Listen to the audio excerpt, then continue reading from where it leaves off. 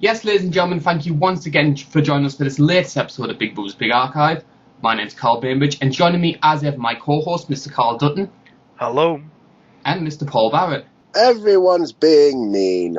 Unfortunately, Joseph Tilley can't join us today, but Joe's obviously going to be listening out to the podcast, and we hope to get him on board for one of the future episodes.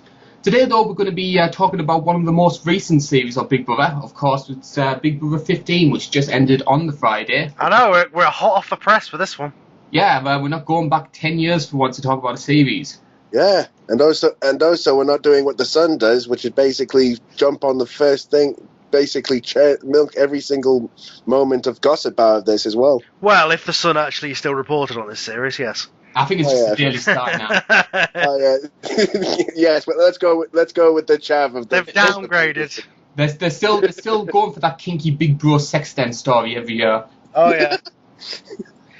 Honestly, it gets to the point, like, they're the people who own... Like, they're owned by the same people who run the series, but yet everything they print is just like, what show are they watching? Like, seriously, none of it turns out to be true. None of their rumours turn out to be true. Not one. Is it just people trying to hype? Are they just making these headlines up? I think so. I'm probably guessing they just copied and pasted the entirety of 50 Shades of Grey and just slapped it in there. It's a shock value newspaper. That's what it is. So they're like, let's say that this person's going in there just so people will buy the paper. Didn't they report that William and Kate were going to be celebrity housemates once? I'm sure. In all seriousness, though, we're going to be discussing Big Brother 15 today, and I'd probably make the argument not only is it the most recent series we've ever discussed, it's also going to be one of the most controversial. I don't know. I think most people don't like it, and I think there's a couple who are okay with it. And who would the tickle be? I'm one of them.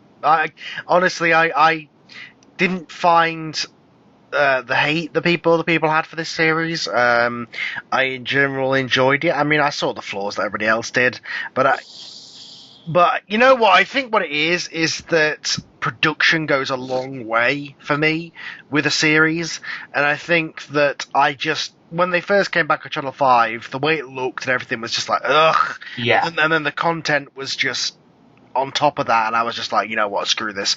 Whereas this year, not only have the graphics and everything, oh my god, just light years ahead of what they had.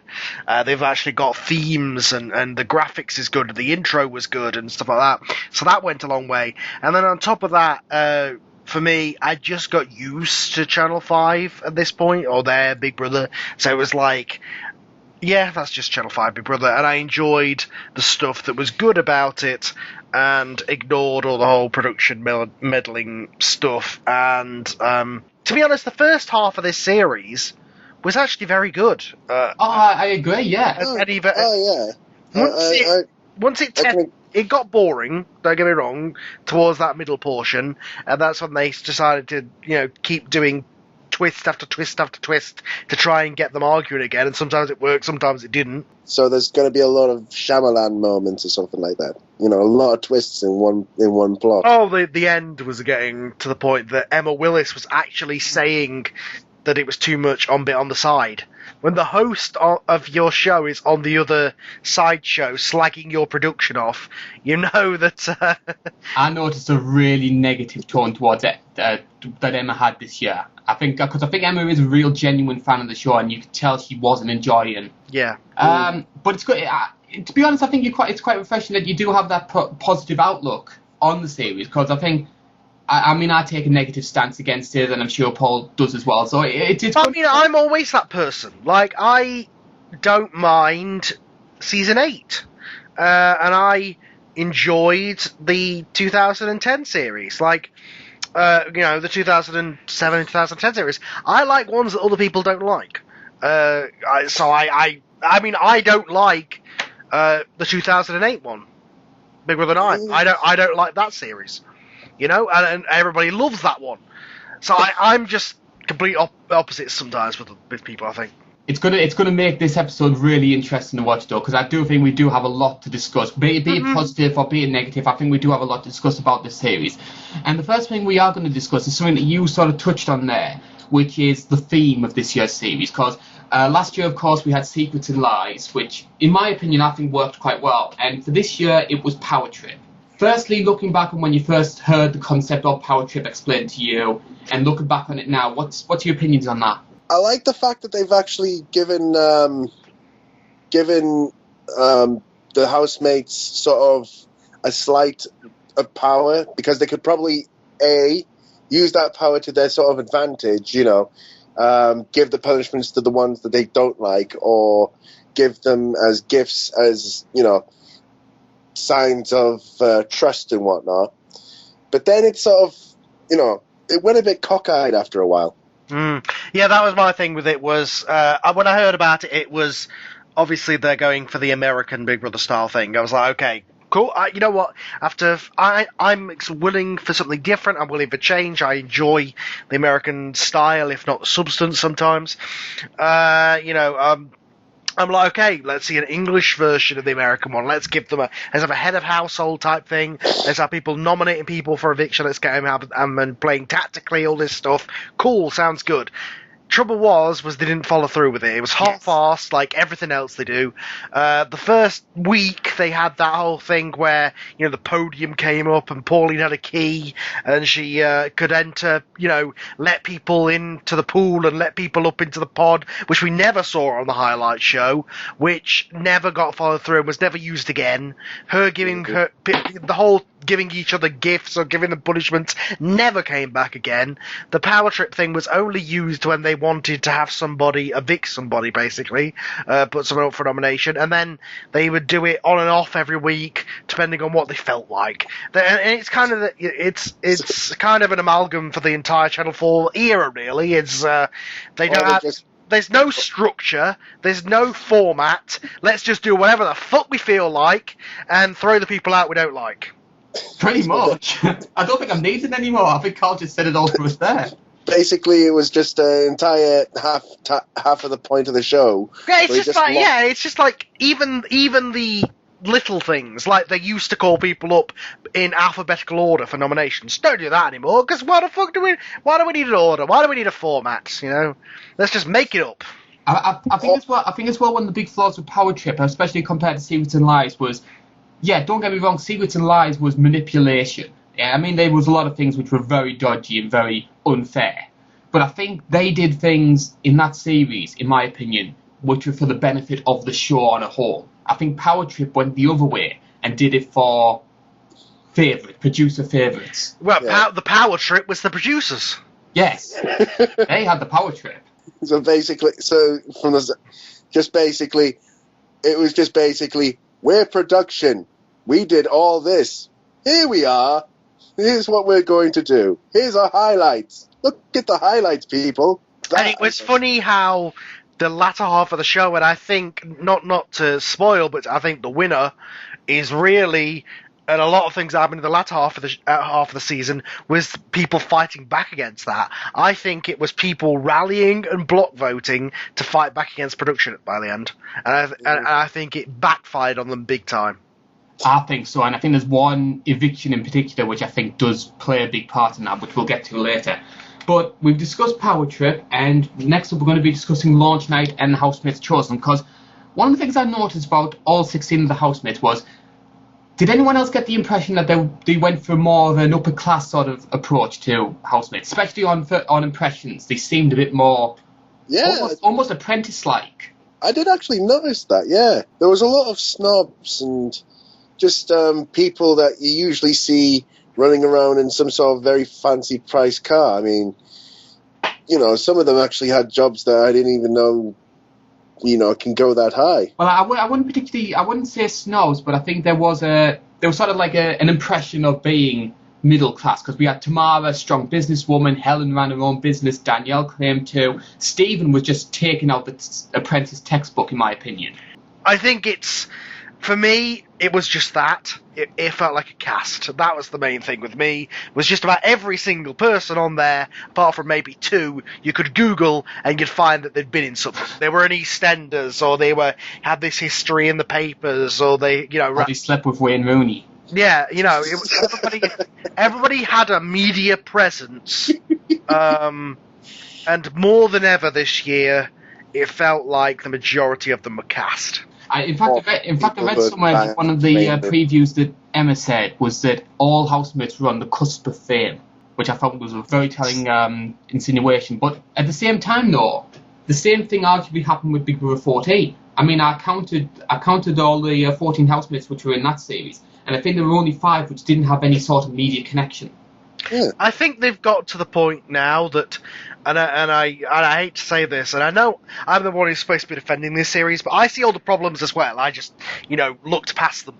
My thing with this series and them in general is I think they think that real people are boring, and that they have to do these castings if they want outrageous characters. That's how it seems how they feel. It's like, if we get somebody who's just off the street, we don't know what they're going to be like. That's what the auditions were for, you moron. I'm going to have to agree with you there, because it does seem like, these days you can actually tell if they've actually been involved with something, because remember, they actually the same company that does the show also owns the Daily Mirror. So Daily Star. Okay, the one with the tits. That could be all of them. Good point. Well made. Yeah. Getting back on topic, though, were there any standout housemates for you over those 2 launch nights? Was there anybody who you thought this could be a great housemate? There was a couple I was like, okay, yeah. I mean, as they came out, I was like, oh wow, I don't like you. Yeah, you're all right. And then it got to the end, and then the one who I really liked and warmed to, just like the rest of the crowd, was Pauline. I was like, okay, yeah, she's got an old media presence, which is kind of annoying, but she seems fun and bubbly, and oh my god, she wasn't like that at all. Not at all. And it's great that you did bring up Pauline, because Pauline was the first arguable victim. She could be rewarded, could have been a victim, depends on how your interpretation of that. Of the first power trip, there was a fan vote which was cast over the iOS services, and Pauline was chosen to be the first power housemate. And as power housemate, she had 4 big decisions to make over the course of the 2 nights. On night 1, she had to choose who had to stay in solitary confinement over the night, which chose Matthew in that great moment when Matthew gets levered up in the glass box. Why do I just... When that happened, why did I just hear the link, finding an item sort of thing happen? Useless twat. And of course, she gave Mark 5k. And on the second night, we come to the first big crucial moment of the season, which was Pauline's decision to give one housemate a pass to the final. And of course, she ends up choosing Helen. So I want your opinions on that, on the context of when it first happened. Well, it was the thing that set the series. It was, as has been said many times over the last week or so, a bit on the side, it was the thing that completely decided what structure the series was going to take. She pretty much gave Helen the win by giving her this pass. She made sure that Helen would be for the entire series. She made sure all those arguments would happen by her being in the series. She set the kind of the clique. What everybody thinks of now as Helen's clique was formed by Pauline. And it was formed around Pauline. So that inside clique was her clique, and then Helen took over after she left. So everything that happened on that first night, which it was hilarious when the second group were coming in, they were like, wow, I liked it before they came in. They are invading our space. You were there for a day. And they're like, oh yeah, no, we deserve to be here more than these people coming in second. So the first night people grouped together, and that was the clique for the most part. And yeah, that was ridiculous. But yeah, Pauline pretty much set that standard, and that's how it was for the rest of the series. When it happened at the time, I was like, that is stupid. That's got to be something they're going to reverse. Of course they are. Jesus. I find it quite ironic that production obviously couldn't help meddling during the season. They always kept twisting things and taking passes off people, etc., etc. Oh. And yet the one thing they didn't do was the one thing that everybody wanted them to do. Because they knew that Helen was providing them with storylines and content. And also bitchiness in the buckets load, of course. It's probably a sign of my poor judgment, because one of the first reactions I had when Pauline gave the pass to Helen was just, why have you given it to her? I mean, she's not going to do anything interesting. She's just going to be like Louise, is just going to be a non-entity anyway. At the time, she was just the annoying loudmouth, and you were like, oh god, it's another Ashley. Not this Ashley, the other Ashley. Hughes. Yeah, and she was just like, she's annoying. But I guess it was just she was rewarding her friends, and it was hilarious how Matthew kind of became part of the clique after the whole him being put in the box. But he kind of became their little brother on the totem pole until obviously what happened later. In a literal sense. Yeah. My thing with this was, again, just to complain a little bit about production, because there was things on the when they had the live feed on and things like that. You got to see some of the practicality of how that was working. Like, how did Matthew stay in the box for 24 hours? Like, what did he eat? How did he get down to go to the toilet? All this stuff was they said it and they showed you clips of it on the side, but they never put it in the highlight show because, yes. And it's just like having that transition for when they change into costumes. Showing little things like that used to show you how the show runs, and it felt like there was nothing to hide.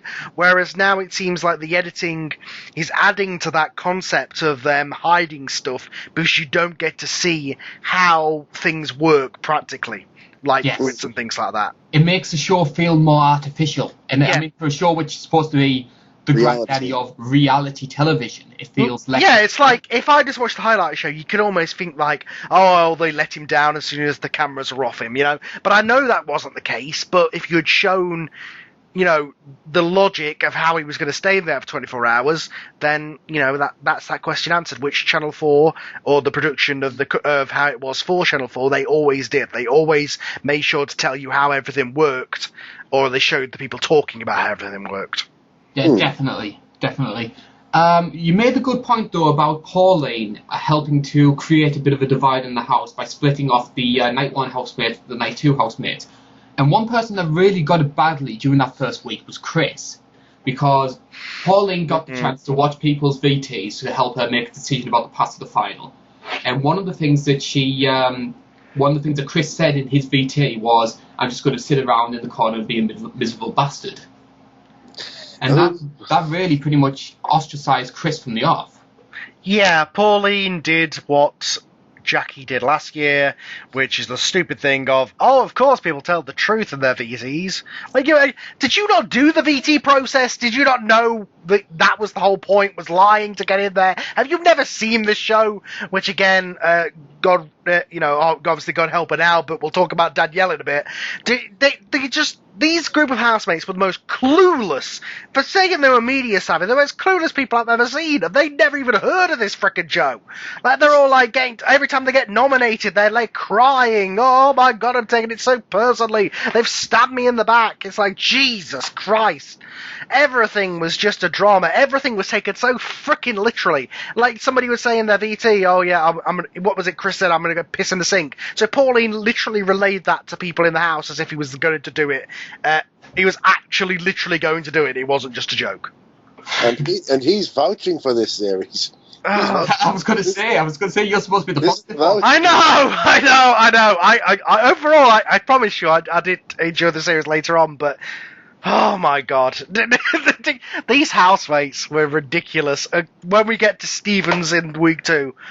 I have so much to say about Stephen. He's honestly one of my least favourite housemates ever. But he provided so much at the same time. It was just the best and yet the worst. But of course, it wasn't just a Chris situation. In general, Pauline had this she literally did have a power trip, and I don't think I've ever seen a night one fan favourite end up destroying themselves as quickly as that. I mean, Wolfie took, 3 weeks to do it? Yeah. It's because again, people in her VT, she looked like this fun-loving, motherly figure. She went in there and she was a bitch. And we realised that she was a bitch. Very much, but she helped to make week 1, in my opinion, and I totally agree with what you said at the start, that the first few weeks were actually okay, pretty decent stuff, and I mean, there's a lot of examples of that to come through. We're coming up to our next big point, which is another Pauline-related thing, which is the killer nomination. Whilst Pauline could also obviously give the pass to the final to one housemate of her choice, she would also end up giving the pass to someone who... to also give a killer nomination to anybody who she chose, and that meant that person would face eviction every week. And she ended up choosing Jarlath for that. What was your opinion on that? It was kind of a, did you actually get to know, Gile?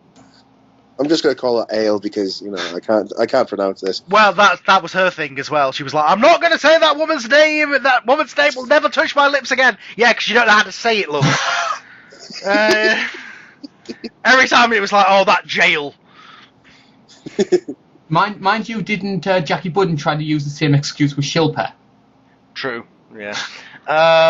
Sorry, Paul, carry on. Did she actually get... I'm guessing she didn't, get to... Since she was a bit of a quote-unquote dominant bitch, I'm guessing she didn't actually get to know the Ale at all. Just basically, I don't like you very much. Yeah. Well, again, it was the night 1 housemates versus the night 2 housemates situation, in my opinion. Well, yeah, she literally, because she got to watch the VTs, and she was there watching the VTs and going, oh, she said she got chucked out of every house she's ever been in. Oh, I don't like her. She's obviously a bad person. And then she didn't fit into the group, so she was like, oh, I don't like her. And then she was just looking, and I don't know why, she was looking for an excuse to hate her, and she used the chicken thing. Yes. That wasn't the real reason, that was the excuse she used because she didn't like her. Well, was it something that Jarlath took too much chicken for herself during a meal? It was because she took too much, and then because she spoke up for herself when Pauline had a go at her for it. Yeah, but it's chicken. It's chicken. How can you not share or take as much chicken as you can? Well, wasn't there a big thing about chicken with sides? Didn't he have a big thing about that? Well, we're chopping the... we'll get to that next episode. But no, also, I mean... The whole thing with Pauline was like, oh, you don't know how to share, and then Chris spoke up about it. She had to go at Chris about it later on, and that's how he got ostracized out of the big group, was because he was, saying, well, I think you're being too over the top over this. She's like, no, I'm not. And then he walked off, and she was like, right, I don't like him anymore. I don't like him anymore. Pauline has spoken! That's pretty much how it was for the first 2 weeks. Exactly, Pauline did have the literal power trip. She was literally, sniping people and focusing all the hate on somebody, and would, go round and tell her entire clique, oh, don't trust this person, don't trust this person. And it was ridiculous. I could not believe how gullible some of these people were. Other things that happened during that week, we had the Power of Positivity task, which was basically a rip-off of Ignore the Obvious, for all intents and purposes. Oh, yeah. I mean, it's become Big Brother USA at this point, where there's the tasks that worked one time, so we're going to do them over and over and over again every year. Although we didn't get any shock suits this year. We did. Oh yeah, sorry. So close. This might be completely. It was one of the first tasks, wasn't it, when they were around that thing and they had to press the buzzer. And of course we got the bed sit 3 times this year. 3 times? 3 times. What were the other ones? There was the morgue, there was the battery power task, and there was the final week. Okay, the other 2 I don't really count as the bedsit because they didn't watch it 24/7 and they didn't influence the house. The last one I did. The other two were kind of a riff on it, but I was like, okay, at least it's something different. But the other one, where it was the fake eviction, it was the whole putting there, I was like, you couldn't go through one series. You couldn't go through one freaking series without doing it. And he's supposed to be the positive one. I know!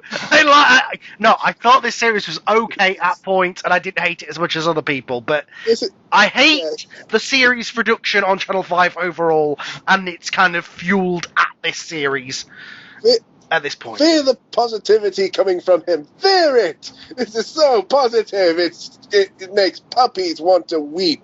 I don't hate the things that other people hate about it. I hate the small things that become big things to me because, dear God, these producers think that we're morons. I think that was actually out there when they put the name tags all over the place. You know. Well, at least it looked nice. Well, unfortunately, let's say it, 90% of the Big Brother audience are morons. If you don't believe that, just go on Twitter. If you don't believe that, look at the final result. Hey. We're going to be moving on now, and we're going to be moving on to one of the first big arguments of the season, and one of the first signs of Helen, which was the Helen versus Danielle argument. Release the Kraken! Would you like to take this one for us, Carl? Oh, why not? Yeah, this one was one of the better ones, just because Danielle, again, speaking to how Danielle, have you just never watched this show? I know it was a character, okay, so now I know that it's a character, it makes a bit more sense, but at the time I was like, you're going into the show, and then you're walking off upset every time somebody talks about sex or swears. That's this entire show's reputation. Have you ever heard of Makosi? Okay, yeah, it was a character, so yeah, she was overreacting. But she overreacted everything, and she completely overreacted to being nominated. She was like, oh, I'm so mad, I'm gonna fuck everybody off, and then she went around yelling at everybody. So, in Helen's defense, in this case, it was Danielle who started it. Yes. Granted, it was Helen who took it to that personal level with the hairbrush comment and, you know, you fat bitch, Danielle, of all people, who's like a glamour model. Yeah, but what was good about this was Danielle was snapping back at her. Because she was just at that point, I guess in her mind, she was like, right, my character needs to go angry now because the public will like it. I don't know what her game plan was exactly. She says her game plan was to be this pretend Christian, you know, play up a Christian side of her personality, but I'm not sure what her game plan at this point was. But it was the fact maybe she was going with the Westboro Baptist Church sort of angle to Christianity or something like that. I don't know. But at the same time, you could say all you want about whether what her game plan was, but it fucking worked because she didn't get evicted on Friday. She didn't know. And I think it's especially when Danielle just had first boot written all over it. She was just that sort of character. She would have been if she hadn't have stood up to Helen as much as this. And I think at this point, especially when you get to the Jarley stuff, people hated Helen enough to keep Danielle in against her, which was Ashley's whole thing later. I think just going back to the Danielle thing as well, I think one of the things I always found so funny about Danielle was the fact that, yes, she presented herself as this ghost, wholesome Christian Catholic girl.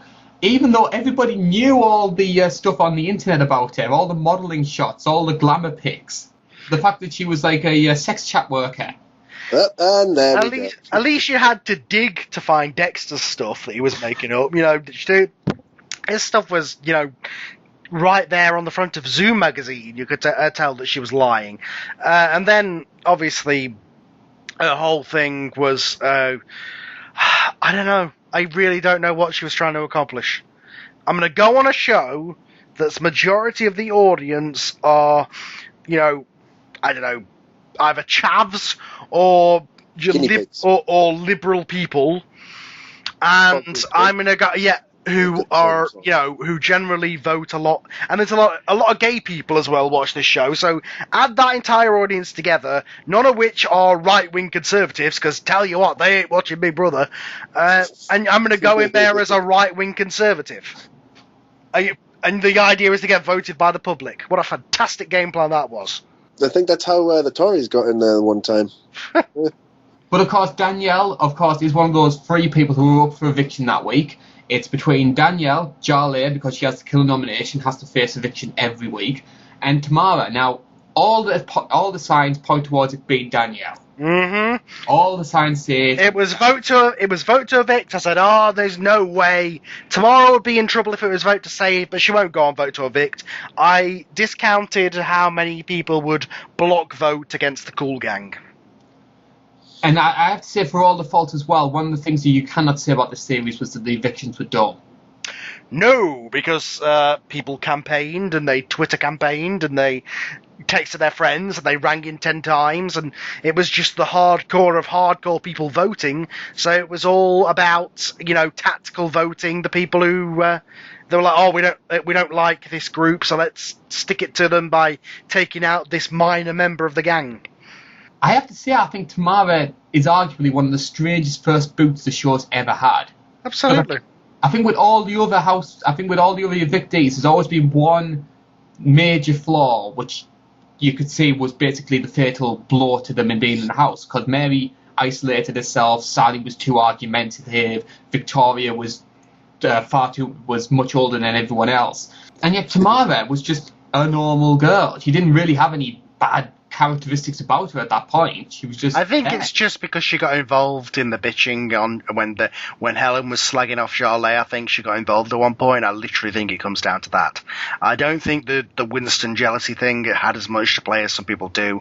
I think it literally is just because she was Helen's bitching partner, and again, to stick it to the cool gang. So that's what people did. I honestly quite enjoyed Tamara. I thought that she was a fun, bubbly character in there. She added a lot of life and fun, which this series really could have used.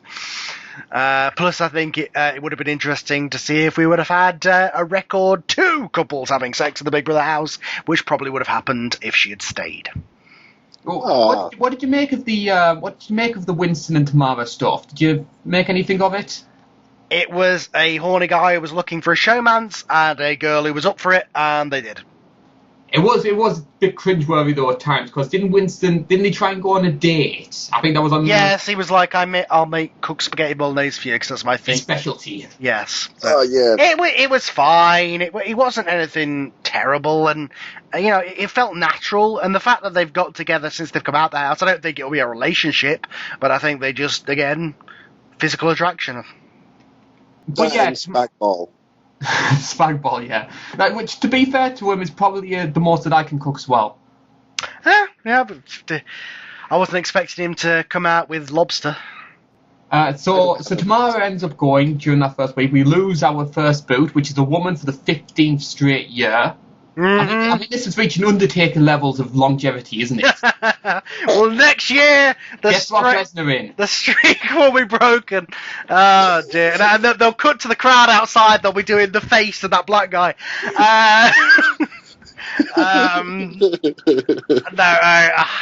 Again, it's just that women vote for the show. There's a lot of young girls who watch the show, and again, I think Tamara was the only member of the cool gang that was up. I think it would have been Danielle otherwise, so the streak still would have lived. It's still going to go to 21 before we can. Will Big Brother reach 21 though?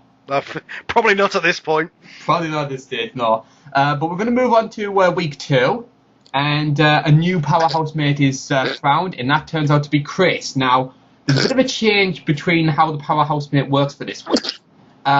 Which, in general, one of the... Hang on, I think Paul's dying. No, still alive. Okay. Still alive. Just a hairball. One of the issues I did have about the powerhouse mate stuff, I did like it on the whole, but it was never any consistency with it. Yeah, that was my point at the start, yeah.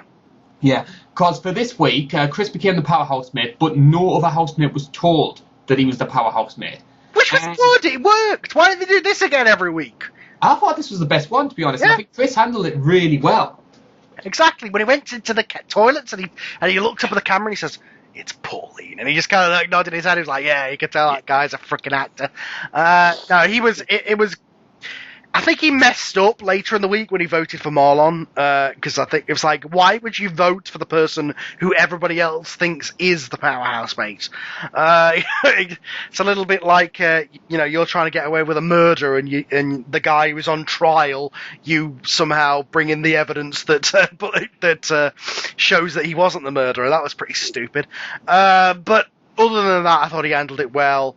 Putting up Pauline was the obvious one because it was, on the side of good. And honestly, Chris, he was quiet early on, but I just loved how, especially later on, he would be the guy who would go and sit in the diary room and he'd literally say what we were all thinking. Yes. He was a great narrator for the series, and he was just a normal, down-to-earth guy, which was a breath of fresh air in there. And I thought he was a nice bloke as well. That was a He really was, yeah. Chris.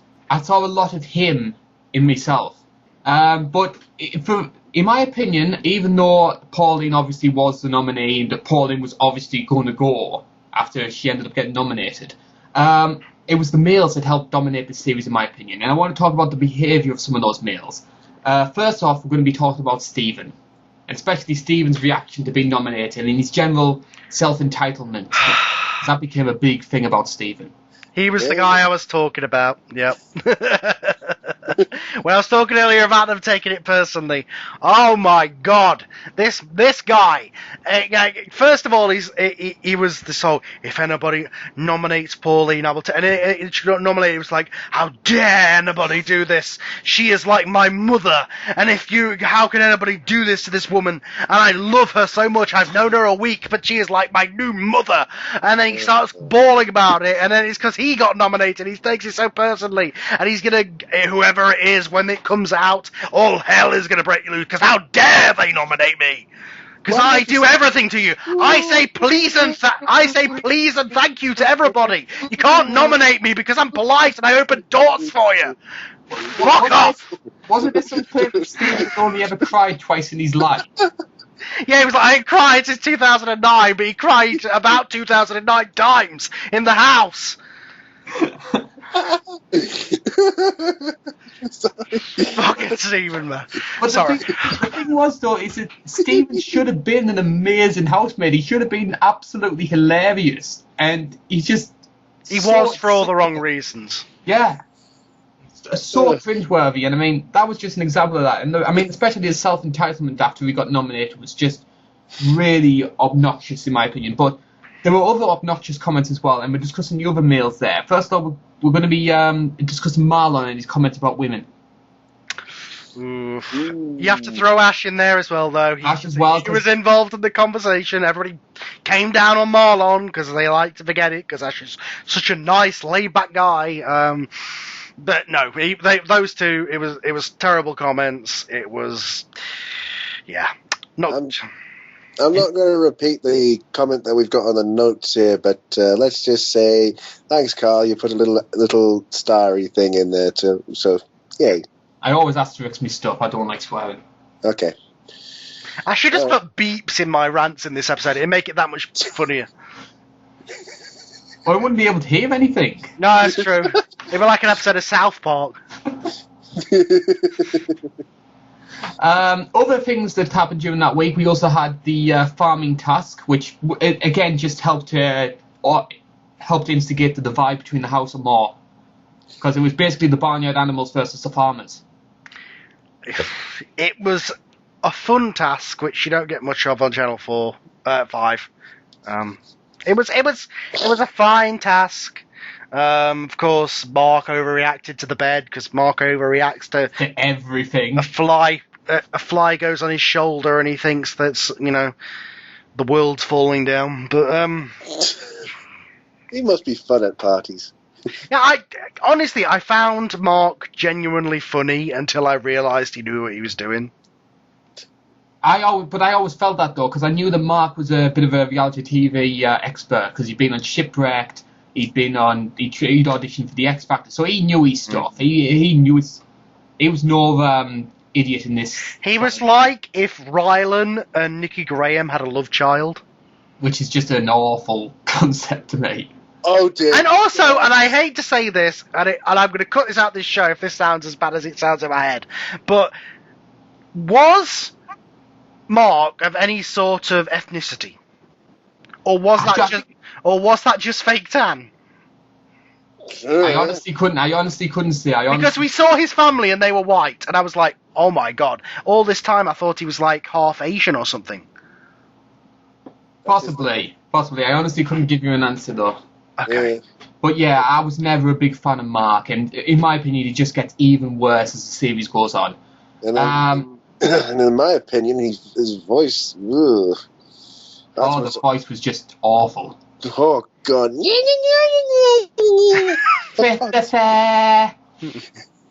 Jesus. I don't know, I did find him funny at these points, but again, once I started to cotton onto the idea that it was all put on, I just turned off to it. But the main person I started to really dislike at this point, other than obviously Pauline and Helen, was Toya. Her whole thing of, no, Jarlath, you're not understanding me. You have to. If you don't dislike Christopher, we can't be friends. Basically, is what she said. And then she went away and was, from that point onwards, she was totally on Pauline's side, totally with the clique that she'd later be known for going up against. And she was, I get pretty much in that conversation when she was holding that beer, was basically saying, you've got to think the way that the group thinks, or you're out.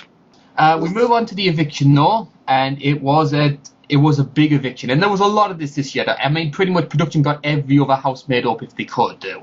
Oh yeah, it was like 2 nominations and they'd put them up. It's ridiculous. Like, even if there was like there'd be people with 6 nominations or 3 nominations, and okay, that's 3, cool. And they'd be like, no, there's people with 2, we'll put them up as well. More money. And it was Pauline versus Ash versus Marlon versus Stephen versus Christopher versus Jarlath. And it was no surprise, Pauline was evicted. And I think she got something like 60% of the vote. And this is basically our chance to talk about Pauline. I think we've pretty much touched on it a lot. But what did you make of it? Do you want the long answer or the short answer? Short. Oh, bitch. And the long answer? Bitch. I had a feeling that one was coming. Yeah, I've never seen a housemate have such an epic downfall in the way that Pauline has. I mean, yeah, well, there's been downfalls which have been more spectacular, but we loved Pauline on night 1. She got the powerhouse mistress, and then immediately became the evil Harridan figure that was nagging everybody about how he cooked, how he ate, basically ostracising the groups, etc. And I've never seen anybody have that sort of quick downfall in the way they did. I mean, Wolfie, arguably, but Wolfie had 2 weeks before the downfall. Mm-hmm. Pauline was just straight on the off. Yeah, it's because she realised who she was. Again, it's just a case of, we thought she was going to be the loving, motherly kind of character, and she ended up being the complete opposite type of mother character. The sort of domineering, she said, I don't want to be people's mother, but yet then she was cooking for everybody and making sure everybody got what she gave out, and she knew what she was doing. I think she definitely put herself in that power position, and everybody just came to her and bowed to her, and like Pauline was the god of the house, and all the cool people formed around her, and if she didn't like you, you were out of the circle, you know. But why do you think that is, though? Because one of the things I've noticed over the years, with both the Channel 4 and the Channel 5 era, is that production likes to cast these wacky older women archetypes. And it's been like with the likes of Carol, Jackie Travis had it, and of course Pauline. And yet, why do you think that always happens, that these wacky, zany old women just end up becoming these miserable, Harridan, narky figures? Because they would probably end up auditioning for Big Brother, thinking they wouldn't have a fish's chance on dry land's hope of going onto the show, and then the surprise comes if they've actually gone onto the show. Well, when they get the call from their agent, you know. Jackie was obviously the fact that her daughter was in there. I think that was the main point. With her, it was that she didn't like Callum because she was kind of being protective over her daughter, and I don't think she saw that Dexter ever had an actual chance with her, so she didn't really see him as a threat. Whereas but I would like to say one thing: Dexter, smooth as anything. he did it, you know. But you know, the thing with Pauline was that I think she's just used to being in control. She's a dance instructor. She's got a lot of kids, and I think that she just assumed the same role in the house that she has with her kids. And I think that she is used to dictating, right, you're not good at sharing, you're not good at this, I see you as this kind of person, I take you out. And I mean, it was never more evident than in that argument with Jarlath, where she would not let Jarlath have a word, and Jarlath was just sat there talking calmly, and she was getting all agitated, like, oh, no, and then as soon as Jarlath tried to make her point as to why they had problems between each other, she was like, I will never speak that woman's name again. And again, it's because she couldn't pronounce her name, but... And I think people do genuinely forget just how bad Pauline was. I mean, everybody goes on about how bad Helen was, how bad Stephen was. Pauline was a horror during those first 2 weeks. Oh yeah, she made Helen look like freaking Mother Teresa. And essentially as well, I always made this comparison. Everybody made this comparison. He did. What she was Carol. The difference being, she only lasted 2 weeks. Carol lasted till the end. Oh yeah, but mind you, how many housemates posed naked on the front of TV Times? Thanks, Paul. I just got that out of my head. She looks like the bloody Marshmallow Man from Ghostbusters. So many roles. But yeah, continuing on. Yeah, please, let's try and move on. And we're going to move on to our third power housemates. There were a pair of them this time, which was Toya and Matthew. What did you make of this decision? Because it was a group decision. It wasn't in the hands of the public this time. Well, my thing was, again, inconsistency. Yes. Okay, we're going to do a different version this week. So, okay, let's see what you're doing. Okay, all the housemates nominated Toya. Okay, this week it's going to be a power couple, and the person that she picks to go with her has as much power as she does. So why the frick didn't you just do the people with the two most nominated people get the thing? Matthew wasn't nominated. Then again, Toya pretty much took the power anyway, so she dictated. Matthew was just like, okay, whatever you say, Toya. So it's kind of a moot point. But yeah, it was something different. But if you're going to nominate somebody, don't then say, okay, now we're going to do a completely different thing that's got nothing to do with that nomination, where somebody gets the same amount of power. And it all came to naught anyway, because we had that stupid twist of where the power housemates ended up getting nominated anyway. They make a bloody app make an app for this stupid sort of vote of power sort of thing, and now they're saying, oh, sod the app, let's just let them do it. Oh, to be fair to them, I think they got a little bit worried that if it had been fan voting all the time, it would just be the same people in power. So I think to try and defend them, I think that's one of the reasons why they kept changing it. Good point. But again, they had that stupid twist anyway, where one of the power housemates ended up getting nominated, and it brings me on to the point of the obsession the production had with twists and to throw them in unnecessarily, because obviously I think week 3 is one of the best examples of that. Toya and Matthew were the power housemates, but of course came that twist after the nominations happened, where the house could switch one of the nominees with one of the power housemates, and that ended up being Toya, which was a ridiculous decision, especially when you remember Hurricane Toya came that week. This is where everybody forgot how bad she was before that either as well. But no, here she went over the top in her defense. They were over the top because they're morons and they didn't listen. They were like, oh, you're the reason that we're up. You nominated us. No! That's not what happened. The only thing that happened from them cancelling out your nominations was that Kim went down. That's all that happened. So she saved one of your people, and you're getting all angry. Okay. So yeah, they overreacted because they're idiots and they don't understand anything, because 2 brain cells between Winston and Ash is too much.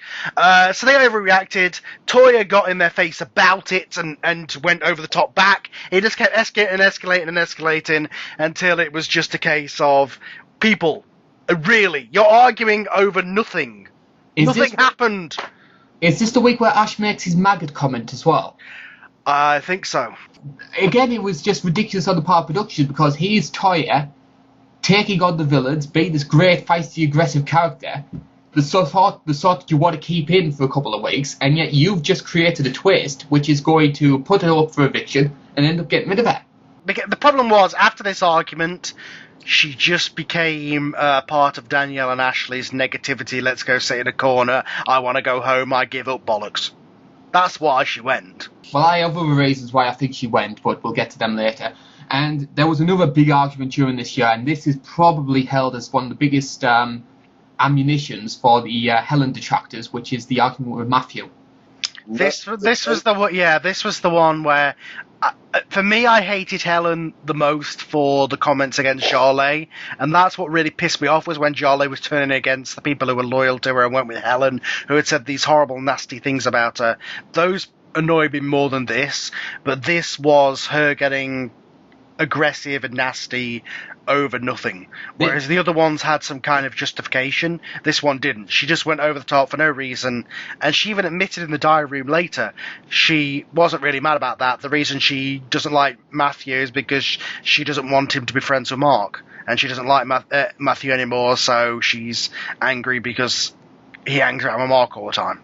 That's what this all came from. I think this was over bloody, what's the worst that's going to happen? Matthew end up kissing Mark or something like that, over spin the bloody bottle. Well, no, it was the way I look at it was that Helen took the fact that Matthew didn't like her game, the fact it was Helen's game, and the fact that Matthew didn't want to play it and saw it as silly. Helen took that as offence. She took that as an attack against herself. And in my opinion, this was probably the worst that Helen got, especially that sort of attitude of always in the right, always in the right, always in the right. And then, obviously, getting in his face, and yeah. This was the worst that she got. This was her, upteenth warning. She probably should have been thrown out for it, but, Well, why didn't she? Because, people have been thrown out for less, but she was the character providing all this content, so they didn't want to throw her out. I think there's a lot of examples of that. One of the things I've noticed with Channel 5 is Channel 5 aren't willing to pull the plug on housemates who deserve it, in my opinion. Because, you could argue that happened with Daly, and it rightfully so it happened with Daly, but they never did anything about Connor, and that came back to haunt them, and they never did anything about Helen when they should have done, and that came back to haunt them. Because you know why? Ratings, man. It's all ratings, it's all controversy, and I think that's one of the big things about Channel 5's attitude to the show, in my opinion. Yeah, they're like, they want drama all the time, and if the ratings go down, let's show a bunch of clips of people talking in the diary room to get them arguing. But I found it very surprising that even though the Toya was the big arguer for that week and pretty much should have been evicted based on what we'd seen, it was actually Ash who was the favourite to go that week. It was an Ash versus Toya, Chris, Christopher, Jarley, Winston, Marlon and Danielle eviction. Again, so many people up this week. Uh-huh. But Ash was the favourite, and yet it ended up being Toya who was the one to go. And I don't think anybody was surprised by it, but the bookies got that wrong, and it'd be the first time many times they ended up getting it wrong. Well, it was just the best guess, wasn't it, as these things usually are.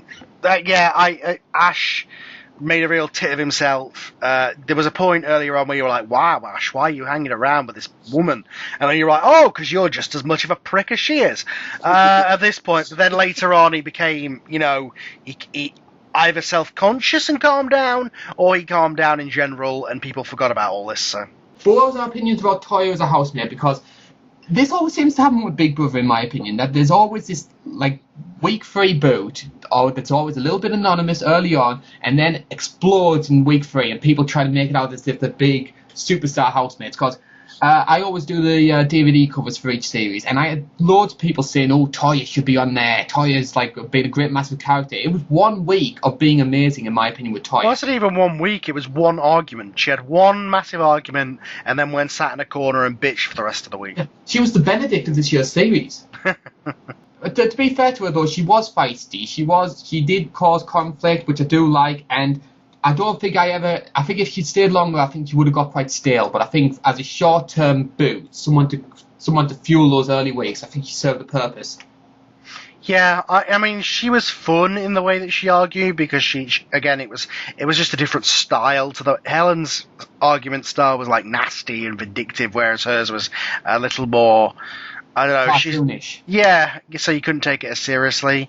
But then when she got out, and her stuff that she was doing on the side, where literally it sounded like she was reading off a script, or like she was auditioning to be a co-host, she was so fake, so over the top. I was just like, oh god, I'm glad you're gone. From the sound of things, she was trying to play a little bit of a game, but unfortunately played a little bit too weakly. Or basically, trying to make it a lot more entertaining towards other people. But again, yeah, this is supposed to be reality TV, ladies and gentlemen. We'll move on to week 4, and we're going to move on to our 4th different power trip format now, and this is Girl Power Week. I always have issues sometimes with the mechanisms of the show and when they try and go out the way to try and twist things. I mean, And Girl Power Week's an example of that. I mean, this is blatant as they come. Because Yeah, this was, we've lost all girls so far, we need to lose a guy this week. it's so blatant. Anyone that doesn't have a vagina, you're basically safe. Yeah. Which you would think, all right, so next week all the boys will be empowered. No. Nah. Well, And it completely goes against the whole idea of Jarlath being the killer nomination. Yeah, because they were like, oh yeah, you're not up this week. So it's like, well, she was starting to lose fans because she was sucking up to Helen, and then you took away the reason she's an underdog. Well done. Why don't you just kick her out of your house yourself? But of course, the girls would decide which 3 housemates they had to save that week. And this is where Ashley begins to emerge as a character. Because Ashley, during those early weeks, has been very anonymous. She'd just pretty much been a nothing character. She was just one of the lackeys towards Toya, really. Yeah, she was, the quiet, innocent girl who went along with everybody, and then she went off, and you saw that she was becoming part of Danielle's whole, screw all of them, they're too much, and we're going to sit in the corner and bitch about what thongs they're wearing and stuff. So she started doing that, and then kind of because Toya blew up at them, and because she pretty much burned all of her bridges on that side, she kind of came in with their clique, and because she was a dominant character, she kind of became their de facto leader, and I think that her personality rubbed off on Ashley, and I think from that point onwards, Ashley was like, right, my MO is to do what Toya would have done. which is basically be a bitch towards anything. Or at least towards Helen and Ash, yes. But I do think there was a real justification in the part of Ashley, but it was very telling, in my opinion. The portrayal of Ashley during this week was much more negative than what it was during the other weeks, in my opinion. I mean, don't get me wrong, she was right. These people were being vile. They needed to get out. Ashley, Ash, Helen, they were being terrible people. Mark was fake. All these things that she thought was true. It was what the audience was thinking. Yeah, it was just, again, it was portrayed as, I'm going to sit in this corner and be miserable, which it was a lot of the time, but she was much more portrayed as that during this week. And what did you make of Ashley's evil plan? Because the whole concept of it from her part was she wanted Ash up and out, regardless of what she did. So, am I right in saying that she convinced the others to save Marlon instead of Ash, to make sure that Ash was nominated? Yeah, they had that secret meeting of all the girls except Helen. It worked, except for the fact that she didn't count on the fact that Ash is a good-looking guy, so stupid girls won't vote him out. On the positive side, though, we did get the detective task this week, and in particular, Inspector Winston makes his first appearance, because I'd probably make the argument this was probably the best task that he did this year. Yeah, it was actually... I mean, some things could have been better realised, but overall, it was executed-wise, it was the best task of the series. Winston looked like Commissioner Gordon with his moustache. Yeah, I thought he looked good, and honestly, the entire way through, I was like, oh my god, of all the people you could pick, you're going to pick that thick, two short planks guy. And then he got it out, and then he got it at the end, and I was like, what? Did you have an earpiece? Did they tell you that? Like, how did you get that? He wasn't even on that track. And then all of a sudden he came out of it like he pulled it out of thin air. I have to admit, I found Winston very funny in the role, to be honest. Just because of how dim he was. I mean, I've never liked Winston-type housemates before, but I would make the argument of those sort of Essex lad types. Winston was one of the better examents. Because it was this whole thing of, they'd ask him, oh, do you think it's this? Or do you think I don't know, really. and then he just got it at the end, and you were like, what? Best detective ever. Makes a brick look more like Sherlock Holmes than anything. Well, if Inspector Gadget told me anything, no matter how incompetent the detective, they get the job done in the end. Maybe they cut out about an hour or two of him in there, listing everything off, and finally getting to it. Now, everybody in the bookies, all the bookies, all of the audience thought this was an Ash eviction. Ash was Helen's right-hand man. Nobody particularly liked Ash. It was a done deal. Why did Matthew go that week? I still don't know. That's one of the. Especially since everybody's like, "Oh, Helen, goddamn you, Helen, for what you did to Matthew. Matthew stood up to you, and well done, Matthew." And there's like, but we'll vote you out over Helen's right-hand man. What? I just don't get it. I mean, complacency, I could imagine playing a big part in actually having a tween vote. But if I had to say if there was anything, in my opinion, it was people doing it as a reaction to Ashley and the way that Ashley was going against Helen's group. But again, I don't even understand that, because you wanted Ashley to be doing that. You wanted someone who was going to be taking on Helen. You wanted someone who would be criticising the flaws in it. There seems to be a disconnect between the people who are either A, in the crowd, B, on a bit on the side audience, or C, people who generally talk about the show, and the voters. There is obviously a large number of the voters who don't vocalise because it just seems like everybody would react to the votes like, huh? And you wouldn't know where it came from. I just don't understand the logic of it either, because at the end of week 3, the resentment towards Helen was so bad. There was a rumour that they were going to put in Helen's enemy, Jenny Thompson. And the resentment towards Helen was so bad during the week 3 eviction, they were chanting, "Get Jenny in." And yet this week, Ashley was the Jenny figure. She was the direct opposition to Helen, who was criticising her. And people hated her for it, even though they wanted someone in who was going to do exactly what Ashley did. It's like being the Littles of any other food company. I mean, it might not do the job or taste like the original that you should have gotten, but yeah, it does the job pretty well. I just don't know. I don't know why.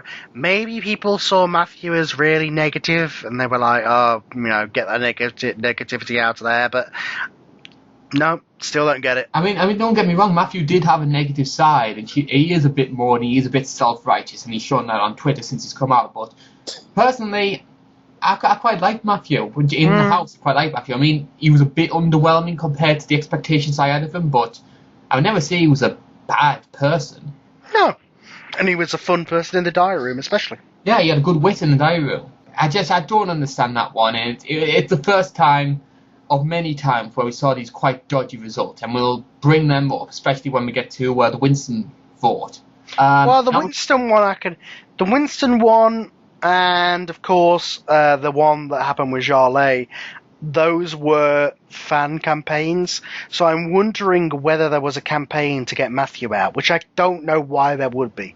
Well, from what I gathered on Facebook, there was a little bit of Matthew negativity, but it wasn't very vocalised. Especially on Facebook. Maybe somebody just really didn't like Matthew and voted 5 times. Well, five times is enough to get you out these days. Maybe. I wouldn't doubt it. Week 5, though, we come to the battery power task. And one of the big highlights about battery power task was the second example of the bedsit, which is Helen seeing Ashley's diary room comments, especially about her evil plan. Oh dear. It wasn't necessarily a bedsit as just what they do on this series all the frickin' time these days, because, with the diary room, this sacred place where you can say whatever you want, but we're going to play it all back throughout the series, and you can go off in corners and say whatever you want, but we're going to play it all back to everybody throughout the series. You're going to be quoted in the house just when we feel like it's getting a bit boring, really, so if we feel like we need to invade your privacy and anything that you say in the house will be played back to everybody just to cause conflict, we'll do that. But it was always Helen who benefited from it. That was one of the things that I think really annoyed a lot of people. It was always Helen, and it was always to try and get a reaction from Helen. She was a wind-up toy. They knew that by playing these comments, they could wind her up and let her go, and let's see the arguments happen. But what happened at this point was, A, she had the warning, and B, she knew that if she went to and she vocalised that if she went at an 18-year-old girl the way that she went at others, she would be seen as the biggest villain ever. So she didn't.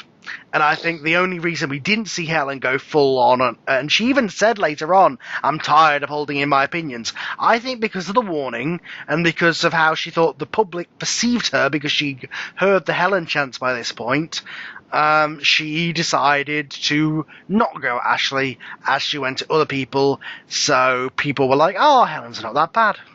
During that week, one of the aspects of the battery task, and it's another example, in my opinion, of the unnecessary need to twist things, and I understand why they did it during this week, because, in my opinion, production wanted to save Ashley this week, because it was Ashley versus Jarley versus Chris versus Christopher versus Marlon.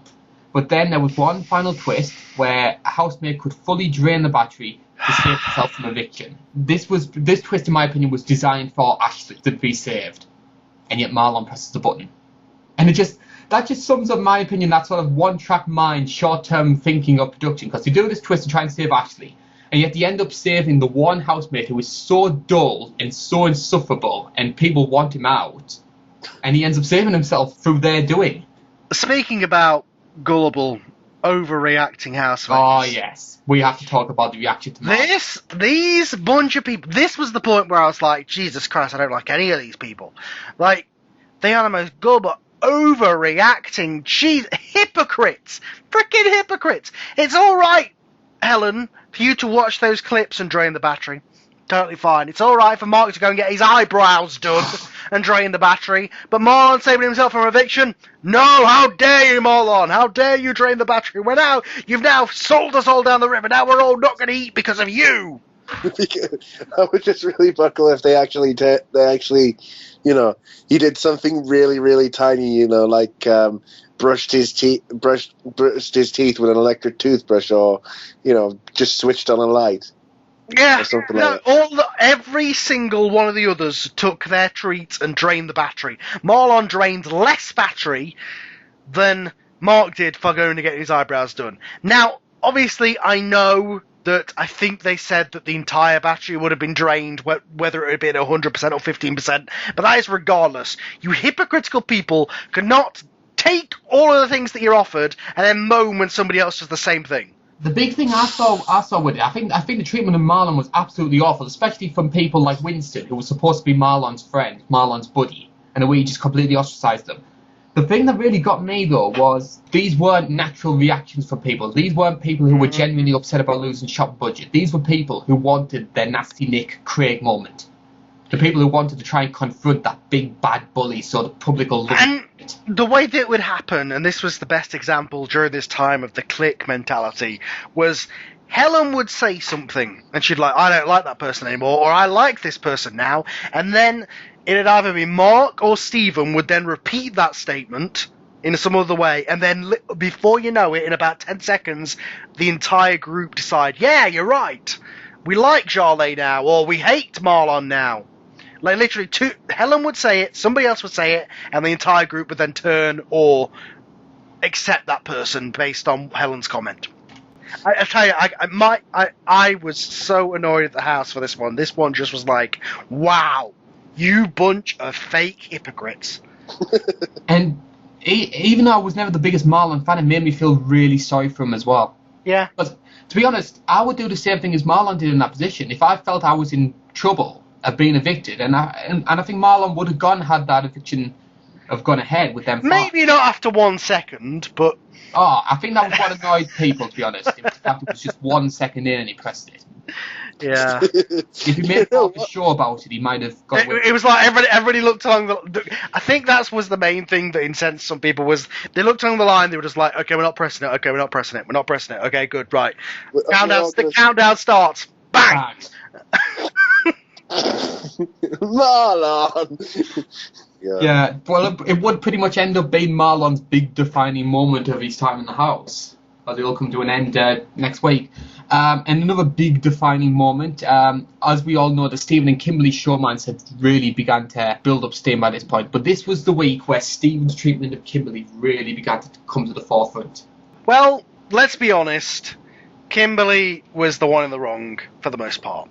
Her boyfriend rang into the show, and we found out that she had a boyfriend, and she'd lied about that, and then more and more kept coming out how much she had lied about that, and how, no, we weren't just dating, we were seeing each other, we were together for 5 years, I brought pictures in of him. So, Stephen was right to be mad, and he was right to have the reaction that he had, but I think it's just the way that, I think it's just the fact it was Stephen. That people were like, okay, you're right, but fuck you because you're cringeworthy. To be fair, though, there was a lot of controlling behaviour from Stephen, which I found very uncomfortable to watch as a viewer. Yeah, he went too far with it, but he was right. This bloody Daily Star must be having a field day. Oh, it did this year. Just so many sex and drugs and scandal and controversy. But Honestly, if this series had happened 5 years ago, it would have been the biggest, most talked about series ever. I'd argue as well. I mean, it's not the best, but it's definitely Not the best, but it had. At least this first half was one of the best series in a long time. I enjoyed the first half of the series. The first half had all the arguments. It had the full-on sex, which we'll get to. It had all this stuff that happened that was like, wow, this is just Big Brother on freaking cocaine. But then Don't give them ideas. But then I think the cocaine ran out, and then they were on the slump afterwards. That's what happened. We'll move on though, and we're going to move on to the eviction. Now, with Marlon out the picture, it becomes an Ashley versus Chris versus Christopher versus Charlie eviction. And in most people's eyes, Ashley's gone. She had the big villain edit during the week before, and people expected that was going to pull her through, and she was ending up going to go, just being the villain of the week that ends up getting disposed of.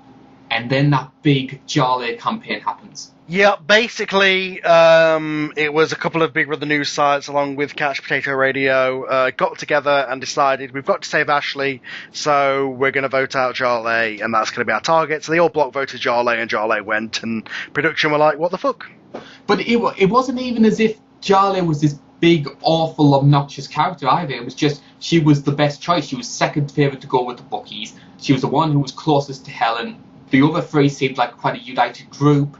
And that's why Jarley was chosen, because I know, reading on social media, Jarley had been very bitter about the idea of Ashley fans targeting her. But that was the reason why she went, in my opinion. She was the only viable option that they could see that other people would vote for. I found it very telling, though, that we saw a lot of this with the celebrity version in January with what happened to Liz Jones, but the real idea of campaigns and people twisting around the voting mechanisms for their own purposes, because we had, even though this was a vote to evict, this eviction really was about trying to save Ashley. Well, yeah, they did it, and for all the good that happened at the end, though. And it brings up the question, what was your opinion about Jarley as a housemate? She was the obvious winner. She was the underdog. There was a lot of people in there who were these good-looking celebrity types. She was just a normal, down-to-earth girl who was being picked on for being a normal, down-to-earth girl. But then she cuddled up to those people who were being horrible to her, and as a result was thrown out for it. And at that point, Chris became the favourite, and then production decided we'll see an end to that. Yeah, which we'll get to later. I quite like Jarley in the house, because I think she was great in the underdog role, and I thought if there was anybody who I think could have made the killer nomination work for her, she was it. And I think as well, one of the things I liked about her was my first impression on launch night was that she was just going to be this awful, obnoxious Becky Hannon type figure. And yet she was smart, she was mature enough, likeable. And again, her big mistake, her fatal mistake in the house was sucking up to Helen. And it just undid all of the good work that she built herself for those first 5 weeks. I'm not saying that she should have been fake and should have chose her friends, but if she had, taken into account that these people were only now being a friend since that they heard that she was getting loads of cheers. Just saying.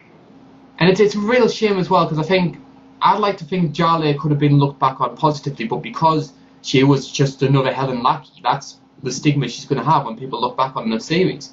Especially since she didn't even stick up for herself after she heard what was said about her, yeah. Yes, I think that's what annoyed people as well. The fact that she heard what Helen had said about her and still liked her for it. Very disappointing. Now we come to week 6. Now, if you want an arguable shark jump moment for the series, I'd make the argument Armageddon week was it.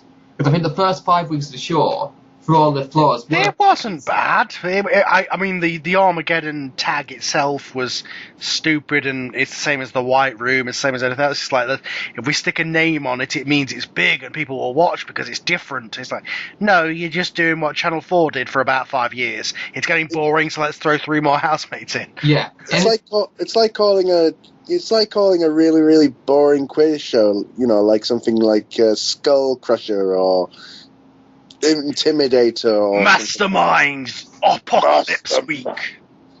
Well, the big one for that was Going for Gold. because it had the big dramatic "going for gold," and it was just a silly little Irishman asking questions to Germans. Yeah, I like that show. Oh, it was a good show. I was 6 years old when that aired. We're going off on a tangent, but the other thing that sort of like nagged me about Armageddon week, first of all, it came straight after the World Cup, so there was a very cynical, we need to get the World Cup viewers back. But also, it was blatantly done to try and cash in on the Planet of the Apes film. No. Well, yeah, they got sponsored by it. My problem with Armageddon week was, okay, it was stunt titling, that was one of it, but mostly it was the fact that they, again, just like every other task of the Channel 5 series, half-arsed it. They were like, okay, we're going to build this giant dramatic set, and we're going to have like a crashed car, and the car is going to look great. Oh my god, that looks fantastic. Well done, production. Okay, so what we're going to do, okay, you've got to survive on only what you've got with you until we unlock the doors tonight and let you all in the house and eat properly.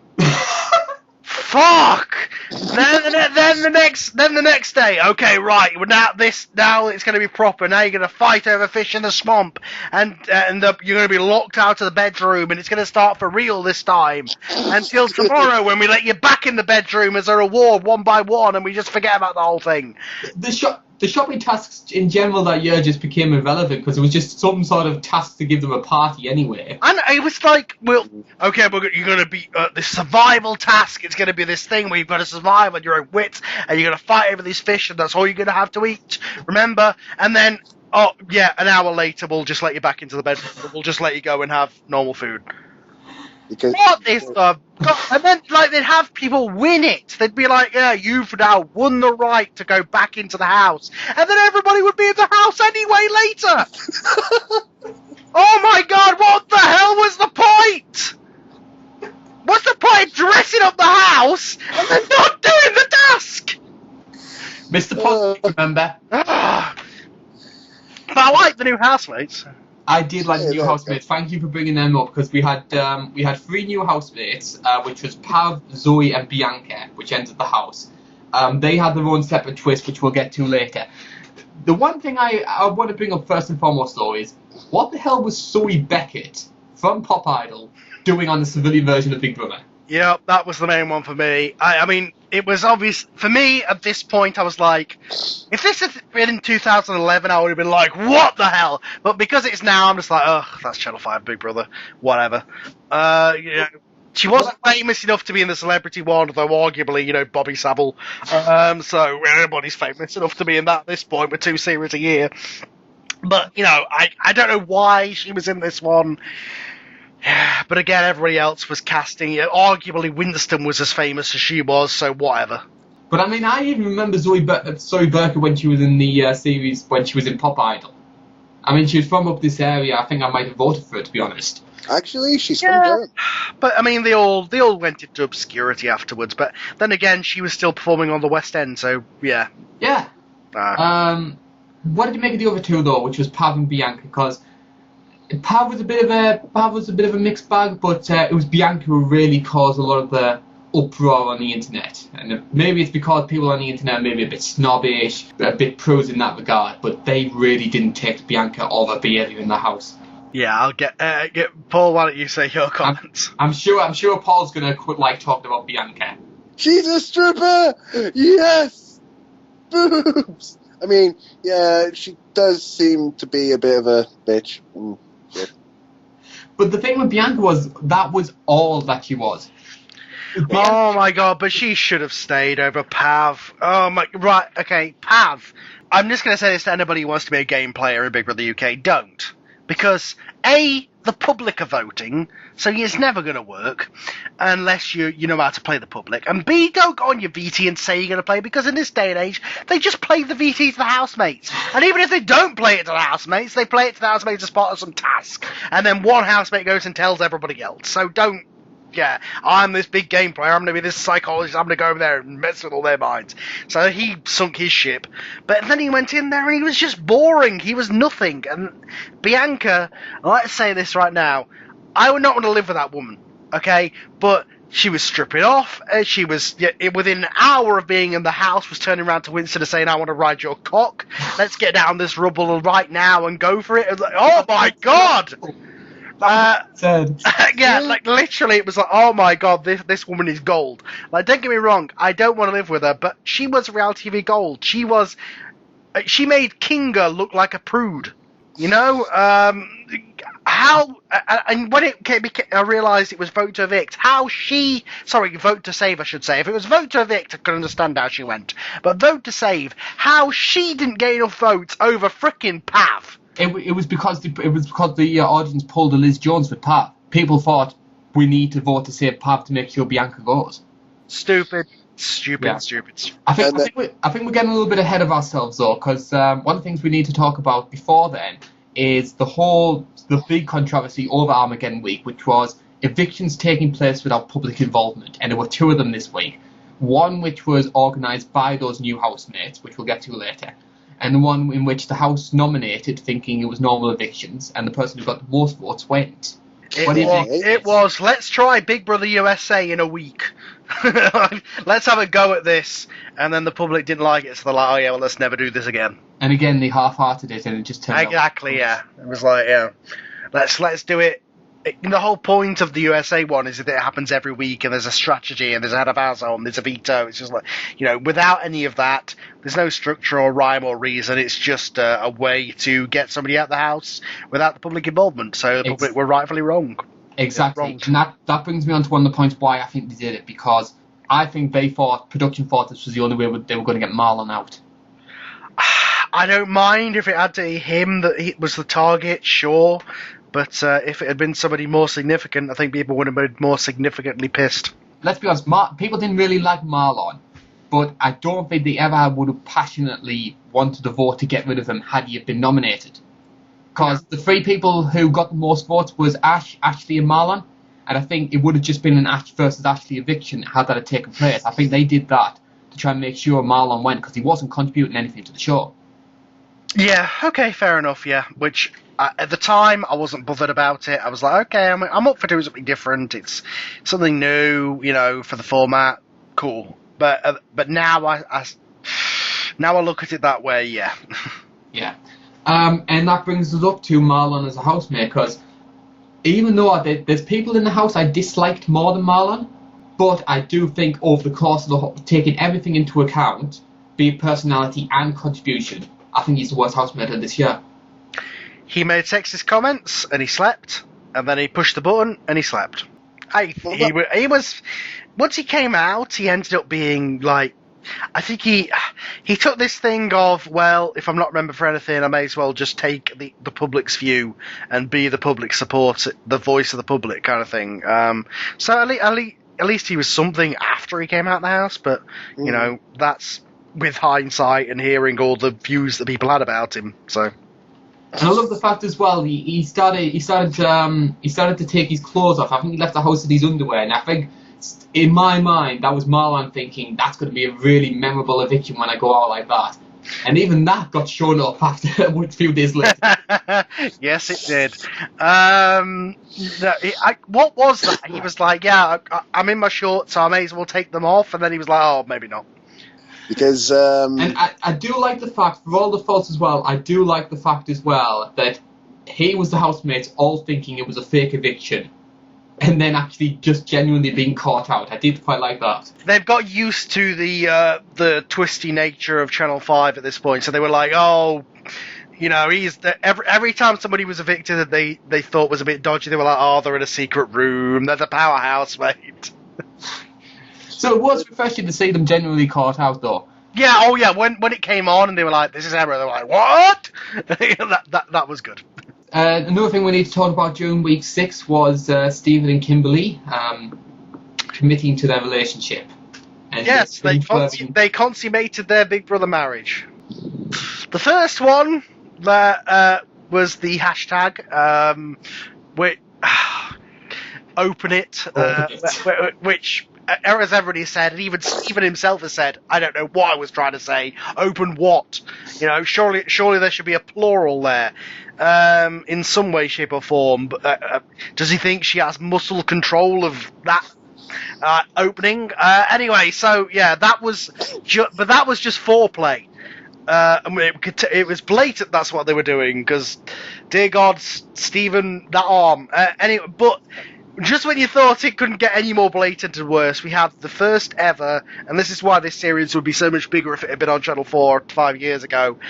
We've had a lot of under the table, we saw the feet, and they said that they did it. Michelle and Stuart. Yeah, we had McCosey, which was arguably more graphic, but they never actually, you could never tell. Entertaining to watch. Can I say this now? Entertaining to watch. You could never tell what was happening under there exactly. This was the first time ever that you were just like, okay, yeah, that's missionary precision. Like, literally, you could tell exactly what he was doing. He got on top of her, and his arse was going up and down. It was like, okay, that's exactly what was happening. And it was the first time that it was ever blatantly just sex on Big Brother, and that's what made it notable. And I loved it when they came out for all the faults you could say about Stephen. I loved they were like, yeah, sure.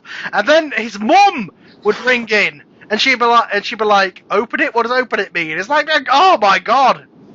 And I love the fact as well, the production, he obviously found some gold with the opening question, because I remember when they had a chat room segment with all the new housemates, and they titled it Open Up to Stephen. It was the thing of the series, because it was just like, oh my God, Stephen. And you see, the thing is, I should have loved Stephen, I should have loved that cringeworthy nature, but it was just awful. He was just a twat, that was what it was. Who basically knocked up a girl on national television. Well, no, he didn't. That was the Daily Star doing Daily Star stuff, which I love when Kim left the house, that she took the mick out of it. That was pretty good. Yeah. Wish we'd seen more of that, Kim. Another great Stephen-related aspect, though, was from that week's eviction, we got 2 second Stephen chant. I mean, I usually hate the chants, and I usually hate the chants, usually hate the crowd getting involved, because they're usually completely out of the loop in regards to what the audience is thinking. But I'd probably make the argument 2 second Stephen is the best chant they've had since Get Grace Out. Yeah, that one was fun. Although, again, people, you don't realise this show's edited. Yes. 22 seconds, maybe. It was great comedy, because obviously as well you could tell what Stephen was thinking, what the hell did they talk about with 2 seconds? Yeah. And then they all realised what it was. And let's just say, for all the hatred anybody could say on Helen, the moment where she bashed her teeth off the side of the bed, where she was trying where she was trying to watch to see what they were doing, that was good. Yeah. Come that Friday night though, we had a double eviction, 2 different formats. Obviously, production have realised that people were going to kick off about someone being evicted without their involvement, so they do the vote to save to try and save one of the new housemates. And as you mentioned before, it basically comes down to between a Bianca and Pav shootout, and it's Bianca who ends up going.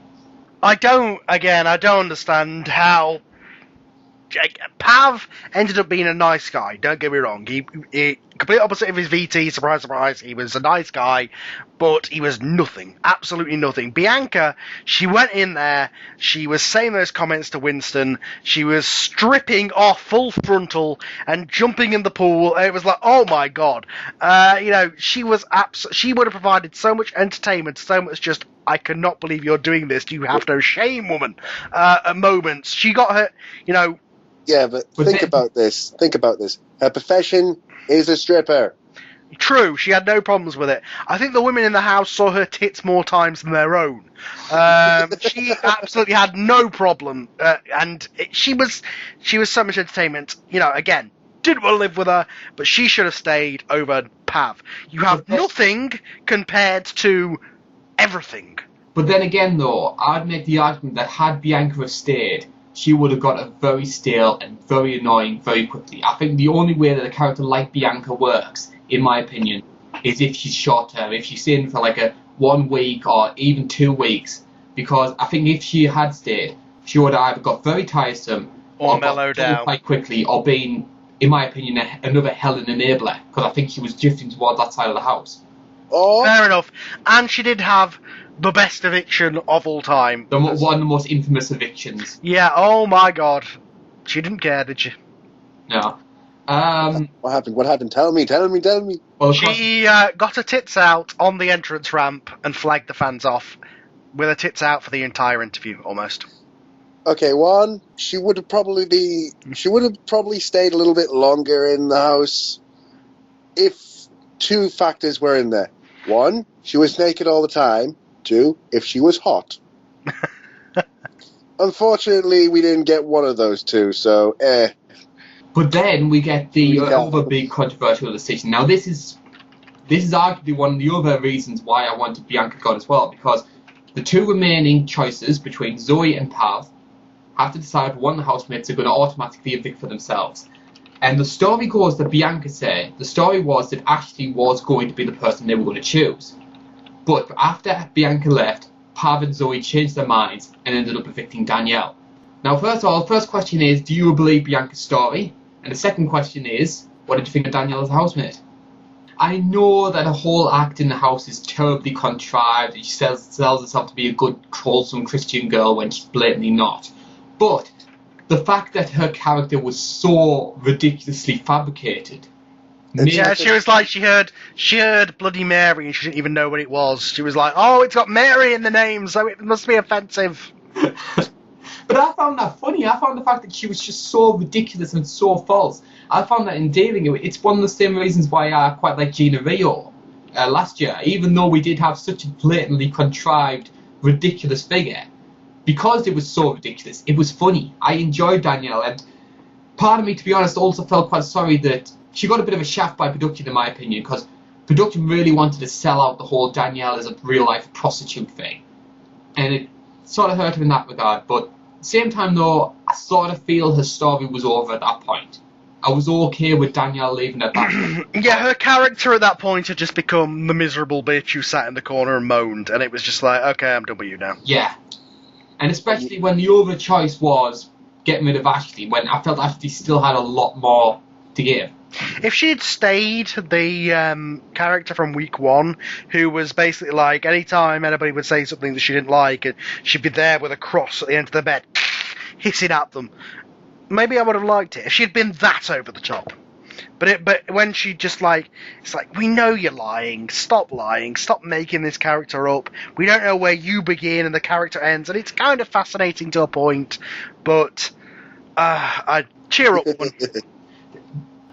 Week 7 now, we're nearly there at the end, people, we're nearly at the end, and we start with a bit of a surprise, which is Kimberly deciding to quit the show.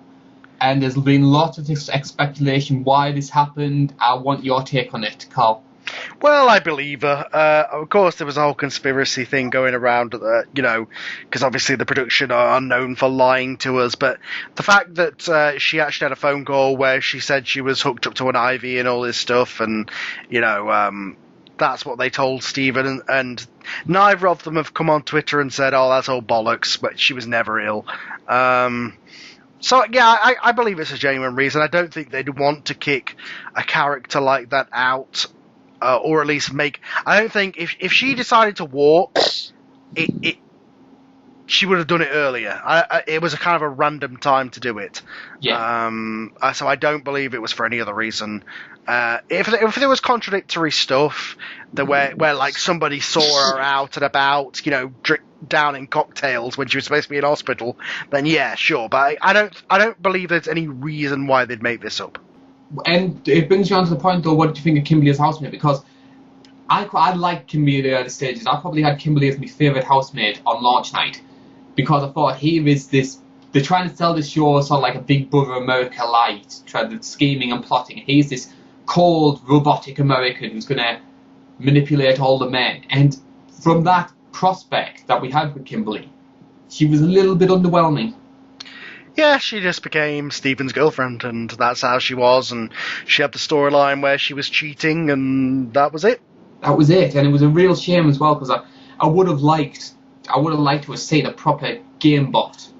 If they did get the so-called game bot, it would have actually sort of helped out the... It would have helped out the theme, yeah. And that's the thing with me, is I would like to see a British version of the American show, but that would require that this production actually keep secrets.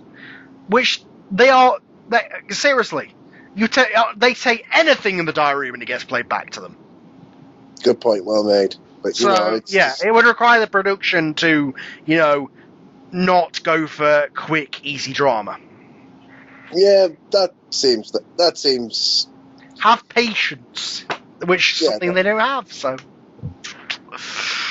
Yeah, yep. Another thing that came out with week 7, which I'm going to bring up, it might have been a little bit earlier, but I'm going to use this point really to start talking about it, was Mark and Christopher's showmance. And I found it very interesting the way that this showmance was portrayed, because I don't know, I'd always felt that before this point there'd been this real sort of aura surrounding gay relationships on the show. I mean, there was a big thing about Anthony and Craig when that happened, and to a lesser extent Charlie and Rodrigo, but then again you could argue that was because of the size of the show at the point. But I found it very interesting that here is an openly gay relationship on the show, and it's just two gay men. It's just they're in a relationship, that's it. I found it very refreshing that the show has got to the point where this is just such a normal thing. I think that it's a thing that was cool. It kind of came out of nowhere, and Mark admitted it was like, well, Matthew went, so I became Christopher's friend, and then, we happened to be gay, so we ended up kissing. It was pretty much what happened. It kind of came out of nowhere, because it was like, on one side they had the open it thing happen, and then it was like, oh yeah, by the way, also Mark and Christopher kissed that night. It was like, wow, did they all have aphrodisiacs the night before? But yeah, so this kind of came out of nowhere, but I think what happened was that people started seeing this relationship in a similar vein to how Charlie and Rodrigo turned out, where one of the people was doing it for a showman, so the other one had genuine feelings involved. And I think because people saw Mark as fake, and how he kind of was the dominant one and pulling Christopher along, I think, again, people saw it as Mark is having this showmance because it will get him further. And to be honest, I don't think anything that Mark has said or done since he came out of the house has disproved that. Yeah, I've never been a big lover of Mark, because Mark is essentially Charlie Drummond. I think you got a spot on when you said that he was like Charlie, because just that sort of cynicism, that sort of awareness of the cameras and awareness of how he's coming across, and I never liked that about Mark. Christopher, though, I think is in my opinion, a very positive portrayal. Exactly. I really liked Christopher. I thought he was the best gay person that's ever been on the show. I was going to say that because he wasn't defined by it. Every other time you have to have this camp, Marco style, Queenie gay, or you have the person who's the bitchy diary room funny gay. This guy he just happened to be gay. It wasn't a defining part of his personality. He was just a normal guy, and it never came out in his. I think he might have said it in his VT, but we didn't know. We didn't know until he kissed Mark that he was gay. And that, because it didn't ever come up. And that, it was so refreshing for the show to not have a person on there who was a stereotype. And yet you have that contrast from Christopher being such a positive gay representation to Mark, who was arguably of quite a negative portrayal. Other things we're going to be talking about now. We're going to be talking about another example of production going on back on their word and twisting for the sake of it, which is the Power Alliance. Mm-hmm. Ashley was chosen to be the first housemate as part of a Power Alliance, which she was able to choose between the rest of the housemates. Ended up choosing Chris, Mark, and I believe Zoe. It was either Zoe or Winston. I think Zoe was the last one. Okay. And of course, we were told with this incentive that any housemate who was part of the Power Alliance would stay safe. And yet Ashley specifically was told that she was safe. Yeah. And yet production completely went back on that to once again give us another twist and to put Ashley up for eviction. And I understand why it happened, because I think had it stayed as it was with Stephen versus Ash par eviction, that wasn't going to raise a lot of money, was it? So I think it was Ashley in to try and scare the Ashley fans into stealing a bit more money from them. But it wasn't right, though. Yeah, I wasn't as outraged about this as other people was, because to me it was clear that Stephen was going. Stephen was always going, whether Ashley went up or not. It was a stupid twist for the sake of a stupid twist. The Power Alliance thing was, again, them trying to half-arse do something from Big Brother USA and failing completely at it. Failure's a real recurring point in this series, isn't it? from production standpoint, yeah. So it was enjoyable at times with Chris and Ashley off in corners whispering about who they're going to put up, and then you realise that they're going to have to put up, basically anybody who's not in the Power Alliance, so it becomes far less fun. And again, it was a twist for the sake of a twist, but I wasn't as mad about it as everybody else because I knew Stephen was just going to go. So yeah, and Stephen, of course, did go, and this is the chance we get to talk about Stephen. What can you say that's not already been said? He was a cringing twat who provided some gold for being a cringy twat. Yeah, but the thing was, I should like those type of people. I love sort of cringe-worthy, ridiculous housemates, because if you watch The Apprentice, like Jedi Jim, for example, very similar sort of role to Stephen, but he had a likability, he had a ridiculousness about him, which Stephen didn't have, and because Stephen didn't have that pantomime factor, the cringiness came to the forefront, and what you were left with was quite a nasty character, in my opinion. I didn't enjoy watching Stephen when I felt I should have done. Yeah, he was just, again, he was part of that, I'm too cool and I'm entitled to be here and I should be here with my friends and everybody else should get out. Oh, the entitlement was a real kick in the teeth for me. I hate self-entitled housemates, and I think he's one of the worst. Mm-hmm. Yep. Week 8 now, the dreaded week 8, usually the time when a big character goes. Doesn't happen this time, thankfully. But this is really notable, in my opinion, for the way that Chris was treated by production, and the Chris and Pav storyline, and the emergence of creepy Chris, in inverted commas. Yeah, the way he was with Pav, I didn't like at all. I didn't like it either. I was like, he said these words, there's nothing production could have done to turn people against him. But he said this, the fact that he was basically just like, yeah, I can't be bothered to be Pav's friend, I can't be bothered to be your friends because I've it's too much effort to be your friends. It's like, oh, shut up. And it was the fact that I liked Chris so much, and he was so much the voice of reason up to that point. The fact that he was just like, yeah, you shouldn't have come in halfway through, and because you came in halfway through, I can't be bothered to be your friend. That was just so, kind of snobbish. Yeah, and it turned me off him quite a bit for that. But he won me back later on when he realised how stupid he was for saying that kind of thing. The Ashley thing, however, was completely fabricated, came out of nowhere, and was just kind of something that people said in the house, and then production took and ran with it.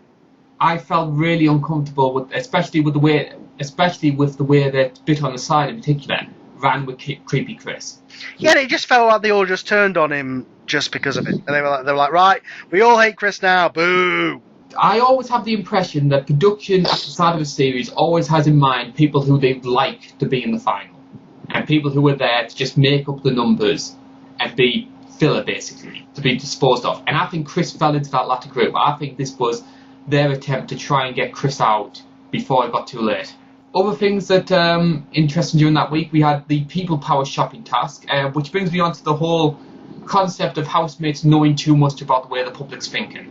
Mm-hmm.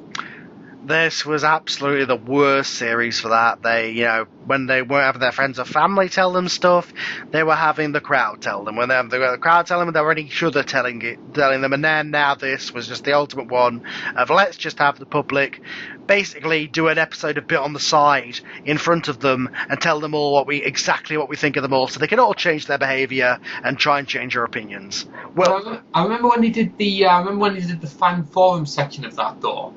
Where they had a group of fans, in inverted commas, talking. Exactly, it was just it was literally like they just played them an episode a bit on the side. Well, they were all on the side, regulars all recognised them. Yeah, exactly, and that's what I'm saying. Don't get me wrong, any of this stuff provided good television and good entertainment, and it made it so that day's show was exciting to watch. However, for the fundamentals of the show and for the long-term effect on the show, it was damaging. It was all about short-term entertainment and short-term value, and for the short-term it worked. For the long-term, in terms of the show, in terms of the prestige of the show and how it affected people's behaviour in there, it was nothing but negative.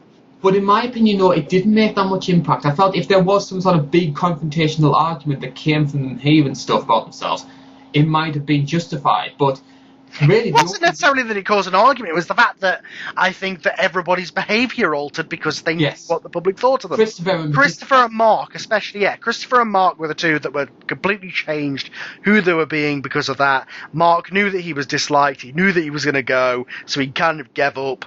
Christopher realised that he was being seen as being walked over, so he started speaking up more. I just don't like it where it's like Nikki Graham, where she went back in the second time and she knew what she was popular for, so she just kind of did a pantomime version of it. No, don't like it. I wish they announced it all the way. Not only just this was ridiculous, but I think they should announce evictions from a soundproof studio where you can't hear the crowd at all. Because even hearing the crowd cheering and booing and chanting is too much influence for me. I believe they did do that during the later Channel 4 eras. I don't know why. They did it for one series and then gave up on it. Yeah, which I never understood, because I think that was a good idea in my opinion. It keeps the housemates on their feet as well, so they don't... Exactly. Helen would have stayed nasty, Mark would have stayed bitchy, and then when they got evicted they would have been that much more shocked. Yeah, which we all want. Our next eviction, however, was between our two remaining newbies, which was Zoe and Pav, and Chris. Now, as we know, production made the big point, in my opinion, of trying to orchestrate Chris boot that week. And yet it was Zoe that went out. And Zoe, in my opinion, ended up getting evicted for probably the most random reason why. And I just find it so... She said a comment about Tesco.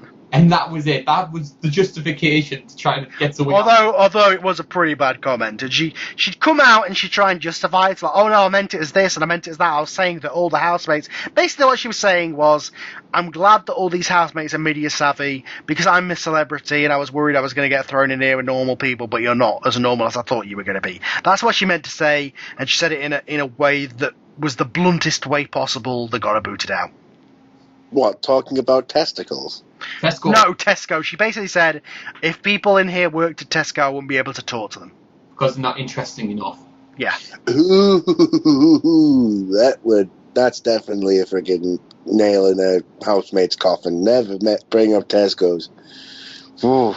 And and the thing is as well is that pretty much became the defining moment of Zoe's character. That became everything that she was remembered for in the house. It didn't matter how show business she was or what sort of tasks she did. It was just she was the one that made the comment about Tesco. That was everything that she was about. I think it was just that people were annoyed that a celebrity, quote unquote, was in the house, and I think that was the justification of, wow, she not only is the celebrity in there, but she sees herself as better than us, so screw her. We're coming on to week 9 though. We are nearly there. We're nearly there.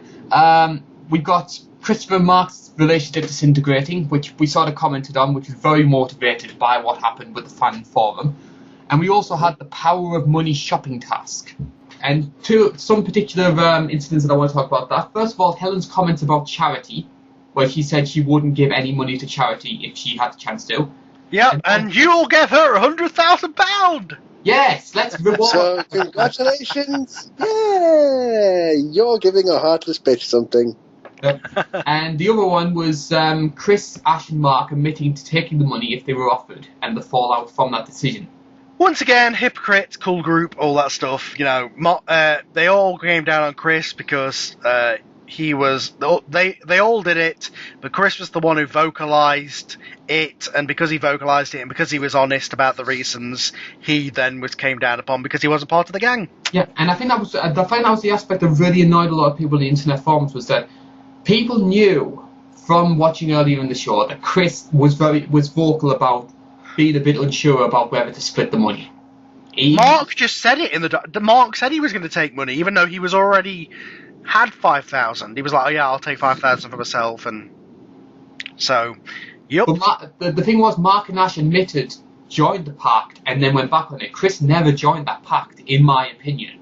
Yeah, and it wasn't necessarily that he it was the fact that he came out and said, yeah, I was unsure about it, that's why I did it.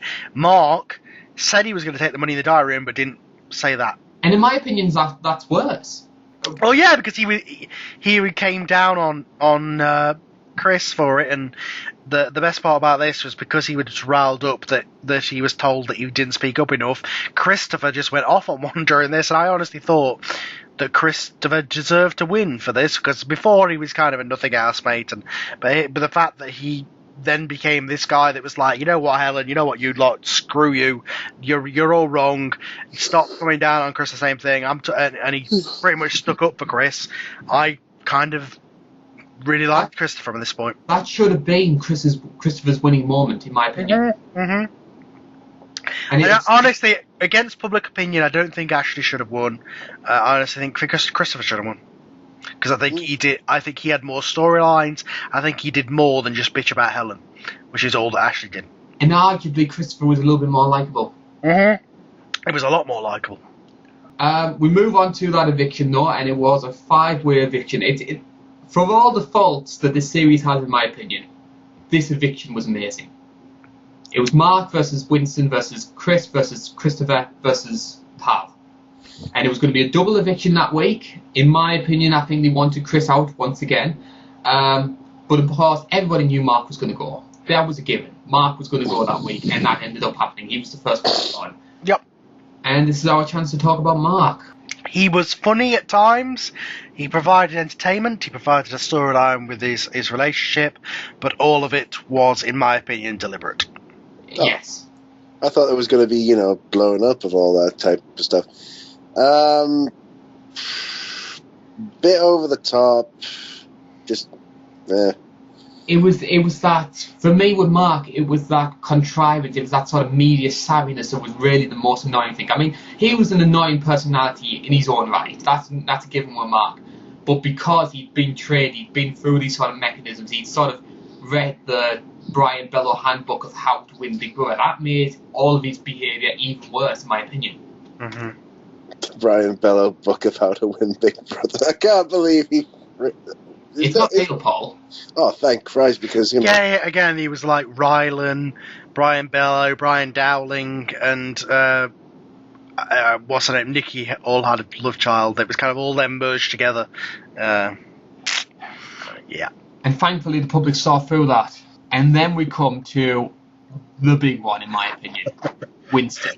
Honestly, I have never been more pleasantly surprised in an eviction, arguably since the first time Nicky Graham was evicted. Yeah, when it was just like out of nowhere, they were all like, "What? No, you're not going. You're the power housemate. No, you're not going."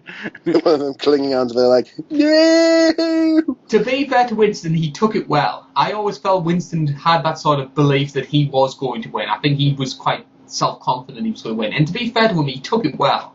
Mm-hmm. Mm-hmm. I always liked Winston. I think he was obviously his time. He was playing dumb. I don't know how much of it was playing dumb, and he was just dumb. But he was obviously a stereotype. Obviously, there wasn't much to him other than just talking about sex all the time and all that kind of stuff. But at the same time, he was a nice guy in general. Although a bit of a hypocrite sometimes with joining in with the pack against people. But overall, I thought he was the most likable of that group. But at the same time, the fact that finding out that the usual type wasn't going to win was like, okay. I think, these people actually had some brain cells. And I know one of the reasons why Winston ended up going. I know some people like to say it would have helped Ashley to try and win, which they ended up backfiring on them. But in my opinion, I was just sick of those Winston type housemates doing well on the back of doing nothing. Yeah, so it was just like, he's good looking and he was nice, so he should win. We're into the final week, we're into the final 6. And from what I'm looking at from the notes, it's basically a piss off Helen week. Well, no, it's basically a let's all love Helen week, because there was a real notable upturn in Ellen's portrayal in the show, in my opinion. Starting first of all with the courtroom task. Yeah, where honestly, the way it was presented to us, I kind of, and I saying you hate mail, I was kind of on Helen's side for this whole thing, because at the end of the day, it was Ashley who caused the divide. If you're just going to ask who caused the divide, it was Ashley. She took her friends away. Now, you could arguably say that it was because she was taking herself and her friends away from Helen because she was being a bitch. So, yeah. So, okay, they were both equally wrong. No one was to blame more than the other. No, and I think the fact that they tried to see it as a blame and to arguably show Helen more of a victim status. Yeah, at this point you felt sorry for her because it was like, wow, literally everything that's gone wrong in this house is your fault, according to these people. At the same time, though, one of the sort of annoying things I remember after that decision was made, I remember Helen crying in the diary room and saying, why does everything bad happen to me? And I just thought to myself, Helen, look, you're a 27-year-old woman. You've had all of these bad issues happen. You've had the Wayne Rooney scandal. You've had been kicked out of your home, etc. You should be old enough to realise that you will play a bit of a part in that yourself. I think that was one thing that knocked me, in my opinion. Mm-hmm. And also, well, to be honest, it's your problem as well if you're banning Wayne Rooney. I mean, the man's pretty much... I agree. Well, she was paid. Yeah. Oh, well, in that case, then there we go. I agree with you, though, Carl. I don't think that it was 100% Helen's fault. I do think that Ashley played a part in that, and I agree. At times, Ashley could be just as bitchy and just as nasty as what Helen did. Yeah, I agree with a lot of Ashley's points about Helen, but I agree with a lot of Helen's points about Ashley, to be honest with you. I think they were both as bad as each other. This series, more than any, especially when it was the argument-heavy series, it reminds me a lot of Big Brother 6. Not just because of the sex and the arguments, but yeah, that was a lot of it. Where it was kind of like, I don't like any of you people. No. I like a couple of you, but majority of you, I don't like any of you. You're both in the wrong. You're both as bad as each other. And, yeah. We come on to now, though, to the big one. And I know there's a lot of conspiracy theorists who feel that production went out the way to try and help Helen during that final week. And I think the one that people use as the main ammunition is the secret room. And the fact that she went in the secret room for no reason. Just to have one random exciting fake eviction, and you couldn't go one frickin' series without doing a fake eviction bedsit. Oh my! It was for one day. One day. One day. But there wasn't even any logic to it. There wasn't even like a fan vote. There wasn't like any sort of house didn't choose who went there. I know they did with Chris, but didn't do it with Helen. It was just like production said, "Oh, let's just put Helen into a secret house just so we can get some more." Yeah, let's see her watching Ashley bitching about her, and then let's see if it causes an argument, which it didn't. And I think at this point, production did everything they could to set Helen off, and then told Helen off when she got into an argument. That was the brilliant part. I think the opposite way, because I think when you add in, I think the courtroom task where you have Helen being seen as creating all the problems in the house, and then when you add that in with the secret room and Ashley bitching, basically making Helen feel even more of a victim, I think they all come together to try and create this redemption storyline. I don't know. I think they just wanted to cause some easy conflict, as the entire series is these days. I'm a bit skeptical, but that's just me in general. And I think as well there was a real notable change in Helen's behaviour at that point. She'd been doing it for about 5 weeks at that point. But I think at that point, I mean, stuff like the apologies and there was a real... I felt Helen felt really... When I saw Helen speaking, she felt very self-conscious. There was almost an awareness of what she was saying and what she needed to say. Yeah, the cynical side of you could say, wow, you held on to all this bitterness for so long, and then 2 days from the final, you suddenly make friends. What a coincidence. Yeah. It had the subtlety of a sledgehammer. Yeah, I know. I mean, at the time, I took it as face value, but now it's put into that perspective. I'm like, yeah, if you're being cynical. I mean, don't get me wrong. Redemption arcs and production going out the way to try and help people, it's been happening since the Jade Goody days. Yes. But I think the big difference was, in both those situations, Jade made a big effort on her part to try and look better, and so did production. And when you compare that with Helen, who felt very contrived on her part, and production, who was very much contrived to try and help Helen out. I think that's the aspect that annoys me the most. Mm-hmm. Not so much the idea they went out the way to help Helen, but how haphazardly they did it. But we come to finale night, which just happened last Friday. Probably one of the most infamous finale nights ever because of the result. Before we get there, though, we're going to have to cut out some of the other also rans. And first off, it's Pav and Chris who leave 5th and 6th. Oh, this finale more than ever smacked of the, we don't have time! Get them all out! Let's get them out together! And it's a real shame as well, because Chris was a big character in my opinion, yet he has to share the stage with Pav, who was a nice bloke but nothing else. And there was all those path to win signs! Which I quite like that though. There was so much love for Pav in the crowd for some reason. Yeah, everybody was like, I want Pav to win just because it'd shock everybody. Any opinions, Paul, at all? Pav and Chris? Just basically acted like a little bit of a, like some sort of like a really, arrogant, oh, I'm going to win this, and just went, oh, screw it. That was all bravado, though. I know.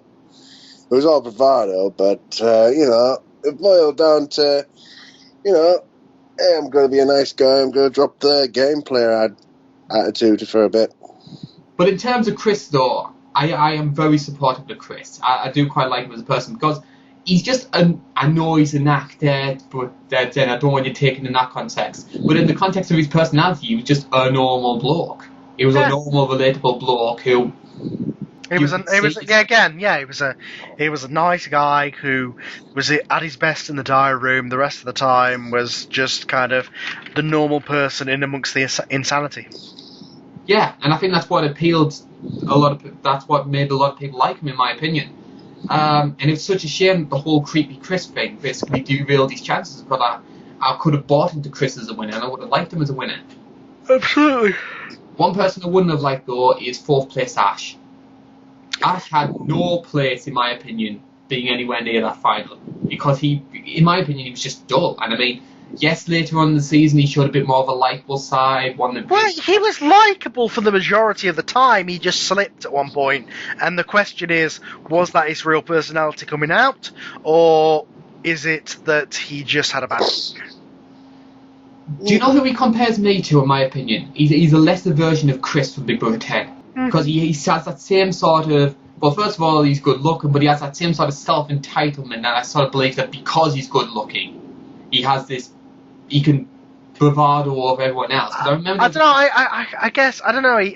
I liked the guy overall, but I don't know whether when his nasty side came out, whether that was him dropping the act or not.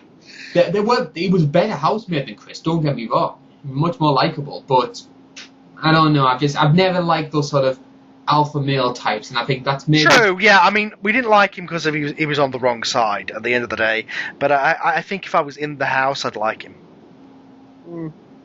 But that's debatable. But we'll never be in there, so we won't know. 3rd place, though, Christopher, and I know you're the big Christopher fan here. What do you make of him?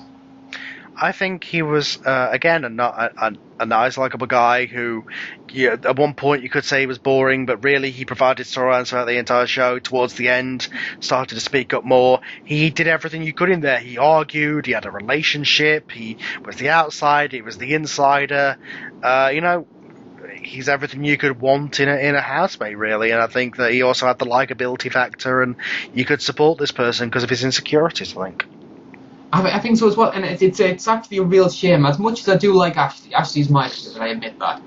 I don't like the idea that the chances of Christopher and even the rest of the finalists was basically derailed and pushed to one side to try and push this Helen versus Ashley final two that ended up happening. I think had it done on a fairer playing field, I could have bought the idea of Christopher winning the whole thing, and I wouldn't have had a problem with him winning the whole thing. Well, it became the Ashley versus Helen show towards the end there, so... And that's what production ended up getting. Now, it's quite a sad state of affairs, though, because really, we should be really excited at the fact this is the first female final two we've ever had. It was interesting. I mean, at this point, I was sort of thinking, well, of course, Ashley's going to win.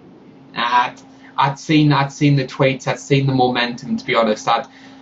When that announcement came on, I wasn't angry about it, I wasn't upset about it. I just thought to myself, how did you fall for that? That's my honest opinion. I actually burst out laughing. That was my reaction. I was like, oh my god, people are going to be so mad about this. I know. It was just literally. I was like, "Oh wow! I cannot wait to see the Twitter backlash. I cannot wait to see the forum posts. I cannot wait to see the angry phone calls on podcasts everywhere." You can look at it this two ways. If you are just speaking about somebody, if a winner is somebody who provided entertainment during the show and was the storyline of the show, she deserved to win. But if you're thinking in terms of Big Brother UK as we should reward a person for being a good person at the same time, absolutely not. It was from the slimmest of margins, though. It's not like she won 60% of the vote. She won by a point of a percent, and it was literally just a couple of votes that swung it either. It could have swung it either way. But I read somewhere it was about 1,000 votes between them. Yeah, so I think it was very small, and I don't know. My reaction was, I mean, at that point, maybe I was buying into the redemption arc you're saying, but I was starting to think, like, she's not that bad. She flew off the handle a little bit earlier on, but overall, I found myself agreeing with her more than I agreed with Ashley, because Ashley, I liked certain points of her, and I agreed with her when she was against Helen, but at the same time, she was also very nasty and bitchy at times, but she did it in much more of a kind of miserable way, and I did see Helen's point of they were both as bad as each other. It's just that Ashley did it quieter. And I do think that one of the things that Ashley fans in particular overlook is the fact that I think there was a real anti-Ashley agenda at that point. I think that people did have a problem with Ashley, and I think that helped play the part in one of the reasons why Helen ended up winning. Absolutely. And I think a lot of people got together who didn't like that Ashley fans had voted out their favourite, Tim Winston, and decided to, all the people who liked Winston, all the people who liked Charlie, all the people who liked all these other people that had gone, I think they all voted for Helen to make sure Ashley didn't win. That's what happened. It doesn't, though, because I'm not the biggest Helen fan. I think you can tell I'm not the biggest Helen fan. No, go ahead. And honestly, I'm not a Helen fan.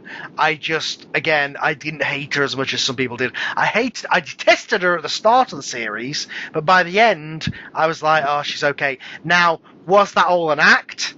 I don't know.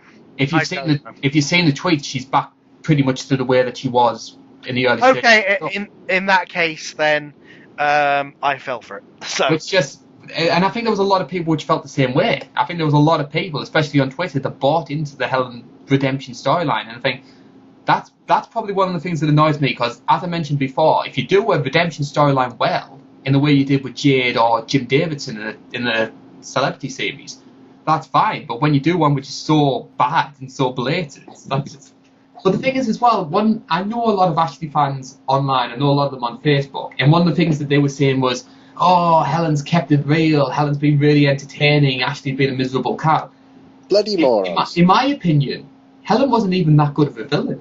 Once you saw one Helen argument, you saw all of them. Do you know what? Someone on Survivor Sucks said this, and I totally agree with it. Do you know what she was? She was Sally Axel with a pass to the final. The only difference being, Sally went out in week 1, she'd shot a low by that point, and she left before people could get sick of her. Helen stayed around to the end and ended up pretty much affecting the tone of the season. Yeah, Pauline set the tone. She ran with it after Pauline left. She continued that negative tone throughout the series. People voted for her because she caused the drama, because that's the only thing that happened during the series, so they voted for her rather than Ashley, who they felt didn't do anything. I think this was as much a backlash against some of the voting, I think this was a backlash against production, and I think this was a backlash against last year's winner. I think there was a bunch of enough people who wanted somebody who did something during the series to win, that they all voted for somebody who did something but not necessarily did positive things for the show. But of all of these, like, slightly negative housemates which have made the finals and had realistic chances of winning, I just find it strange that Dina's considered too out there, Gina's considered too out there, but Helen's okay. There's a lot of gobby chavs in the world, I guess. Yeah, and that's another thing that brings me on. One of the big issues I have with Helen's win, and I know the show is down market. I know it's trashy, and it's on channel. Especially these days, yeah. But I still find it very alarming that there were people out there who made up the majority of voters, obviously for the result, who condoned Helen's behaviour. Because, yes, a lot of it might have been anti-Ashley vote, a lot of it might have been people conned by the edit, but I still think the majority of people who voted for Helen were people who genuinely believed and liked the way she behaved, and that's something which doesn't really sit with me. In my opinion, Helen's the worst winner ever. Not so much because of her behaviour, but her win is so tainted by that feeling of favouritism. I think she deserves it in terms of being the biggest character in the show. Oh, don't get me wrong there, yeah. But I don't think she deserves the money. No. That's the difference for me.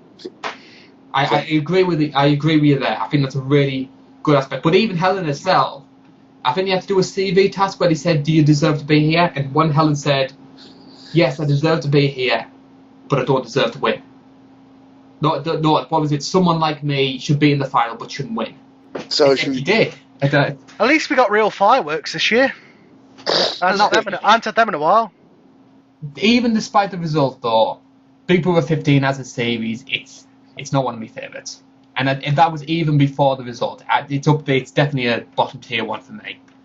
I mean, yes, the first few weeks were good, and I certainly see the positives from them. Thank you very much for doing that, Carl. But it's still not a great series, and the negativity surrounding it basically drags it down. Because I don't know about you, I want to watch Big Brother for fun. I mean, I like the arguments, I like the controversy, I love a good villain. But at the same time, I want a bit of escapist television. And I just got 10 weeks of just misery. Yeah, by the end, it got to the point that it was just like, even I was like, oh, okay. You know, usually it gets to this point, I'm like, oh, the series used to last for, 3 months. Let's go on for another 4 weeks. This time I was like, okay, yeah, let's just end this. Because it was getting to the point that it was like, everybody was having the same conversations every day. Every day, they were having conversations about how Ashley was going to win. Every day they were bitching about Helen. Every day they were bitching about... It was literally the same conversations day after day after day. And it got to the point that it wasn't fun arguments anymore. No. It was just them sitting in corners bitching about each other. And it was just like, you're saying the same things. I'm bored of it now. I enjoyed a lot of the series. I never turned it off. I never got disgusted like, I'm done with this. I don't think you can do when you've watched it for 15 years. Well, no, I did with the 2011 one because I just was so turned off by the Channel 5 production of it. But I think I've just accepted it more now, and I think that this year provided some really good, memorable moments in terms of things happening in the show. But overall, I think it was I think it lent too much into that negative. Don't get me wrong, I love a good argument, but I think it was just too much negative, too much production, and an example of what happens where the production are all about, quick fixes, and they'll do everything they can to cause conflict and cause argument because it's the only thing that they feel like the show has going for it. And it's an example of what happens where the outside influence affects the show too much, because characters can completely change, and in this case, a character changing is what caused the winner. Helen never would have won if she had not heard that crowd or heard what people thought about her. Helen never won if she hadn't got the pass to the final. Well, that brings me on to the next question, which is how far would she have got? In my opinion, she'd be out by week 3. Yeah, week 2 or 3. And I think you mentioned there about short-term effects and short-term thinking with production, and I think this is another example of that because, yes, Helen winning is going to create the big controversy. Helen winning is going to generate a lot more time in the papers. I think the papers are going to obviously be Rooney's prostitute. She's going to be in the papers all the time. But I think it's really going to have a real effect on how future series are, first of all, interpreted by the audience and the sort of people who apply for the show. Because we're going to have 10 Helens next year, yeah. The uproar around the win is still going on, and I think that's... And I know there's lots of hyperbole after every series. We get loads of people saying, "Oh, it's a fix. Oh, they shouldn't win. I'm not watching again."